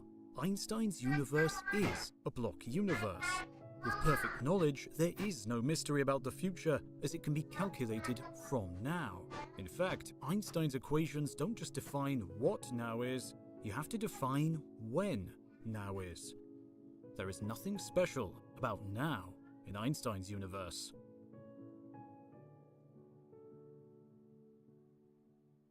Of course, the block universe raises some uncomfortable questions. Questions around free will. The ability to choose between possible options seems innately human, but in the block universe, this is just an illusion, as the future is already written. And the block universe also has even bigger consequences, consequences that stray back into science fiction. If the past and future are out there in the block universe, could we ever reach them? Out there, Da Vincian dinosaurs, every creature and everything that will ever be. And maybe there are convoluted space-time paths that mean we can experience them in our now. But the issue is that the block universe just doesn't feel real. Surely the future is unknown and yet to come. And so many tried to look beyond the raw theories of Einstein to provide the answer. Eventually, the probabilistic nature of quantum mechanics appeared to show that Einstein could not be correct. The future being written from the possible outcomes of quantum questions. And so the picture that emerges from this compromise is that the universe is a block universe up to a point. And that point is now. Now is constantly being constructed as quantum questions are answered. Now adds another sheet of reality to the block universe, unfolding an unknown future in front of us, with the past solidified into the block behind us. And interestingly, this is the picture offered by loop quantum gravity, one of the contestants for the theory of everything. Within this theory, space and time are constantly being weaved from fundamental loops. Now is the edge of the weave, the past is the tapestry, and the future is the unknown ahead. Our reality, our now, would be at the busy edge of the construction of space and time. This gives you pause. Is the apple you see now the same apple you saw just a moment ago? Are its time, space, and fundamental constituents constantly being knitted from the ultimate fundamental? Are you and the apple being rewritten at every single instant you experience? Deconstruction after deconstruction, your grip on reality seems to be definitely slipping. And so you settle on a simpler question. Where is reality? Maybe reality is the block universe, and that's all there is. Maybe free will is an illusion. Dude, it's friggin' Minecraft all the way down. Jesus, bro. Or maybe loop quantum gravity is correct, and reality exists as an instant of an unfolding universe. But what if there is something much deeper underlying reality? Something that is not physical? What if, at the bottom, reality is nothing but numbers? That's fine. I can't read. This idea isn't as strange as you might expect. Indeed, it reflects our understanding of the workings of the fundamental universe. Written at the heart of all physical laws is the notion of information and information processing. Just what do the laws of physics do? Well, they take what we know about a particular situation, the information of that situation, such as the location and velocity of a ball flying through the air, and process it into information of that scenario into the future. This is probably most apparent in the rules of quantum mechanics, where the information of a scenario is encoded into the wave function. The rules of the quantum evolve the wave function, the information, into the future. Numbers are churned into new numbers as the laws of physics are played out. This all might sound a little esoteric, but by the mid-20th century, strong links had emerged between information and thermodynamics, as it was realized the effort to process a signal requires energy. A computer has to expend energy to flip a bit from a 1 to a 0 or vice versa, as does your brain as you process even the simplest of thoughts. And all of this has led some to propose that everything is really just information processing, that there is no fundamental difference between the processing of information on a computer or the processing of information in your mind, or the processing of physical information that underpins reality. This is the foundation of what is known as the simulation hypothesis.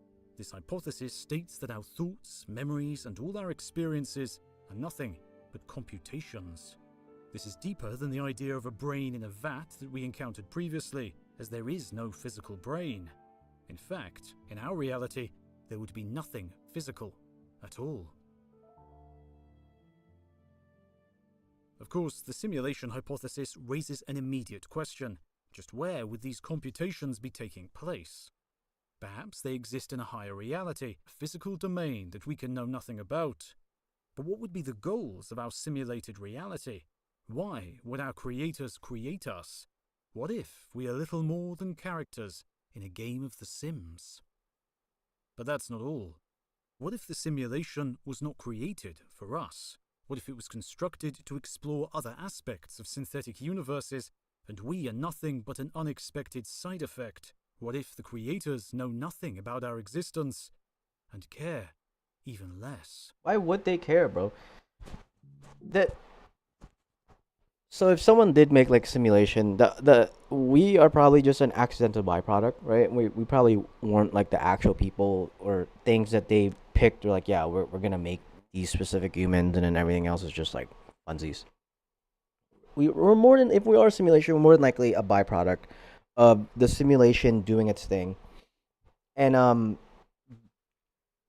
we're clearly looking or trying to figure something else out. Of course, we can. What's wild is we already have simulations of these specific, smaller versions of this. Well, we run these simulations to try and figure out, is our equation correct? Within those simulations, even though they're in the computer, in that microsecond that it takes to finish, this is why time shouldn't fucking exist. In that moment that the simulation is completed, let's say you're like, hey, I want to simulate what it would look like if the Big Bang happened in this way, and how would that look like 10 million years from now? If the Big Bang happened the way it did, what would it look like 10 million years into our future? In the moment that simulation is being run, there could be an existence of some kind of weird humans inside that computer that had to be created to finalize the entire solution, even if you're just crunching numbers, right? If you're just crunching numbers, these numbers could have quantities that we just don't understand inside those. that needs to be implemented to the simulation to run through. And if that means that life has to be created in a simulated matter where we don't even see that happening, but it should be assumed, right? If we're following all of the rules of our reality and we're trying to simulate what the future looks like, then it should be assumed that life force is made within that simulation. And once we get the results and we don't like the results, regardless of we don't like the results or not, within that moment, let's say it could take an hour, it could take 10 seconds, it could take a day to process this. In that time frame, a whole existence happened that we're just not aware of. And right now, we could be being ran through a simulation and we just are just existing. And once, we're done existing or that simulation ends, regardless on where you are at in that simulation, you're just done. You run your course. And it's just, what a thought, dude. Argue about all these questions, for the answers might always elude us. But here on Earth, physicists do generate synthetic universes with the goal of understanding our reality, and also explore other seemingly hypothetical universes where the laws of physics What the fuck? Have I seen this, dude? are different. Maybe one day, with powerful enough computers, conscious creations may inhabit our synthetic world. It doesn't need to be powerful though. We're putting the information, and I feel like it's more than safe to assume that maybe sure the computer is not fully putting all those minute detail nuance in there, but then would we trust the results regardless if those aren't assumed to be in there already? Why would you trust those results if you can't mimic the exact thing that's happening that you're trying to get future results for? But even if we are living in a simulated universe and our reality is completely synthetic, surely our creators would inhabit a real reality, a physical reality. We'll never find the prime. So have we just pushed the problem upwards, or is it turtles all the way down? Minecraft, bro. Minecraft all the way. Because we imagine that there must be a physical computer, a device that carries out the calculations that construct our reality and synthesize our universe. But what if there isn't? Okay. What if there is no physical basis for reality? What if there are only calculations? This is the idea of the mathematical universe. Ugh. The lead Gross. proponent of the mathematical universe is Swedish-born Max Tegmark. In his earlier research, he focused on the challenges of modern cosmology, but eventually he turned his attention to some of the biggest questions we have. His mathematical universe is similar to that of a simulation hypothesis universe, but without the need for a physical computer to do the computations. And so, where would these calculations be performed? What would be performing them? Surely you need a computer to compute. That's just our truth. We don't know their truth. Fundamental means that these mathematics just exist, and there would be no real answer to where they came from or where they exist. Intriguingly, Tegmark's mathematical universe is actually a multiverse, containing not only our universe, but all possible universes. In the growing maelstrom. This is, dude, existence is the worst game of hide and seek you will ever play. Because you're out here just fucking looking for this creator of ours. And we're just never, he or she is the best hide and seeker in the world, bro. Or it.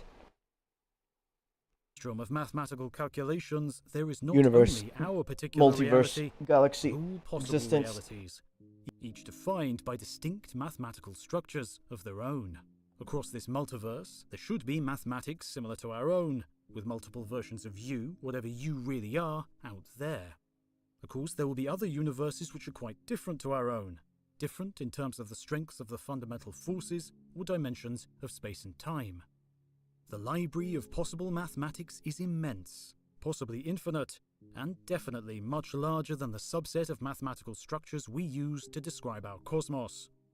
So out there, in the sea of fundamental mathematics, there could be much, much more. Not only universes that we've not dreamt of, but many we could never dream of. What?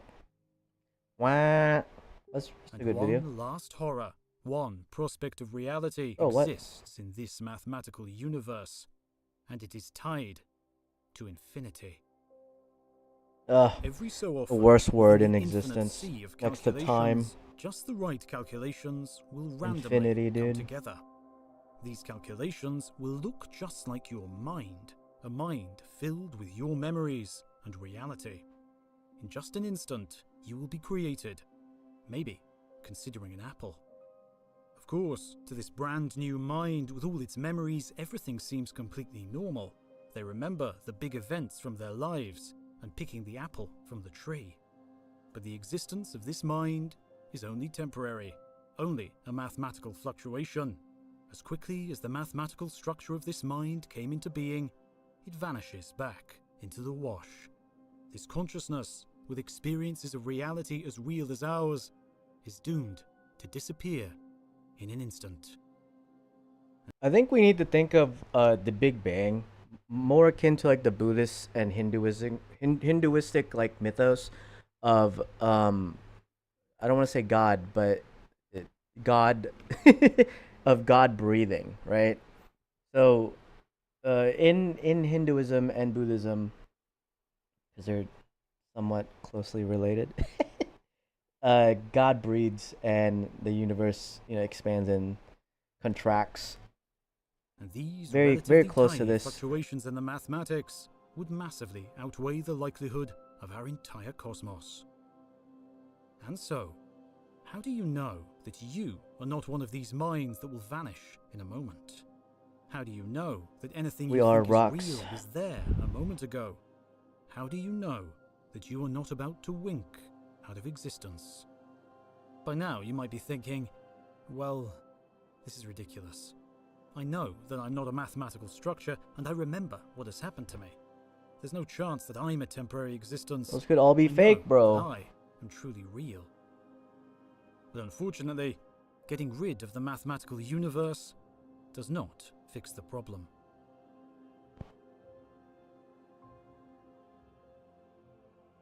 It is believed that our cosmos has an infinite amount of time ahead of us.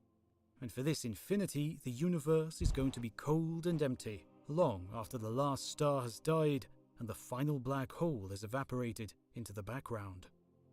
And so it might seem that we would reach the end of the story of the universe, as not a lot will happen in our future empty cosmos. Surely it will be a quiet, uneventful place. But this future universe might not be as dead and buried as it might seem. And to understand this, we need to explore one of the most misunderstood concepts in physics: entropy. Oh my god, we were just about to watch an entropy video. Maybe we don't have to then. Boltzmann was one of the most insightful minds of 19th century science. Before it was widely accepted, he was a supporter of the atomic hypothesis, the idea that at the smallest level matter is made of indivisible atoms, and he recast the laws of energy flow, thermodynamics, in terms of the motion of these indivisible atoms. Boltzmann's view attracted criticism from the scientific greats of his time, but shortly before his death in 1906, direct evidence for atoms began to appear. In pondering the realm of atoms, Boltzmann wondered how they could be arranged. Think about the air around you. Atoms of nitrogen, oxygen and carbon bound into myriad molecules. These molecules are whizzing about, colliding with each other, with the walls, and with you. At every moment, every configuration of atoms and molecules seems completely indistinguishable. But experience does tell us that the atoms are unlikely to spontaneously gather in one corner of the room. And if we started with all the atoms of air in one corner, they would rapidly spread out and fill the room. Boltzmann showed that this difference is simply a matter of statistics, that specific atomic configurations evolve into more general configurations. And this evolution of configurations from specific to general is known as the growth of entropy, and it has become one of the most fundamental rules in the cosmos. And these ideas of specific to general atomic configurations can be thought of another way, that order eventually gives way to disorder. Let's try to understand this in terms of Chaos. energy. The total energy in any particular scenario must remain constant. This is another of the rules of thermodynamics. But not all energy is the same. Some of it is useful and some of it is not. The growth of entropy means that useful energy is degraded into useless energy.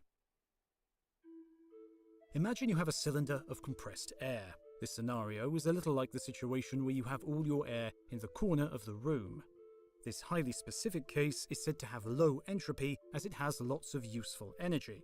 And to tap this energy, all you have to do is open the valve.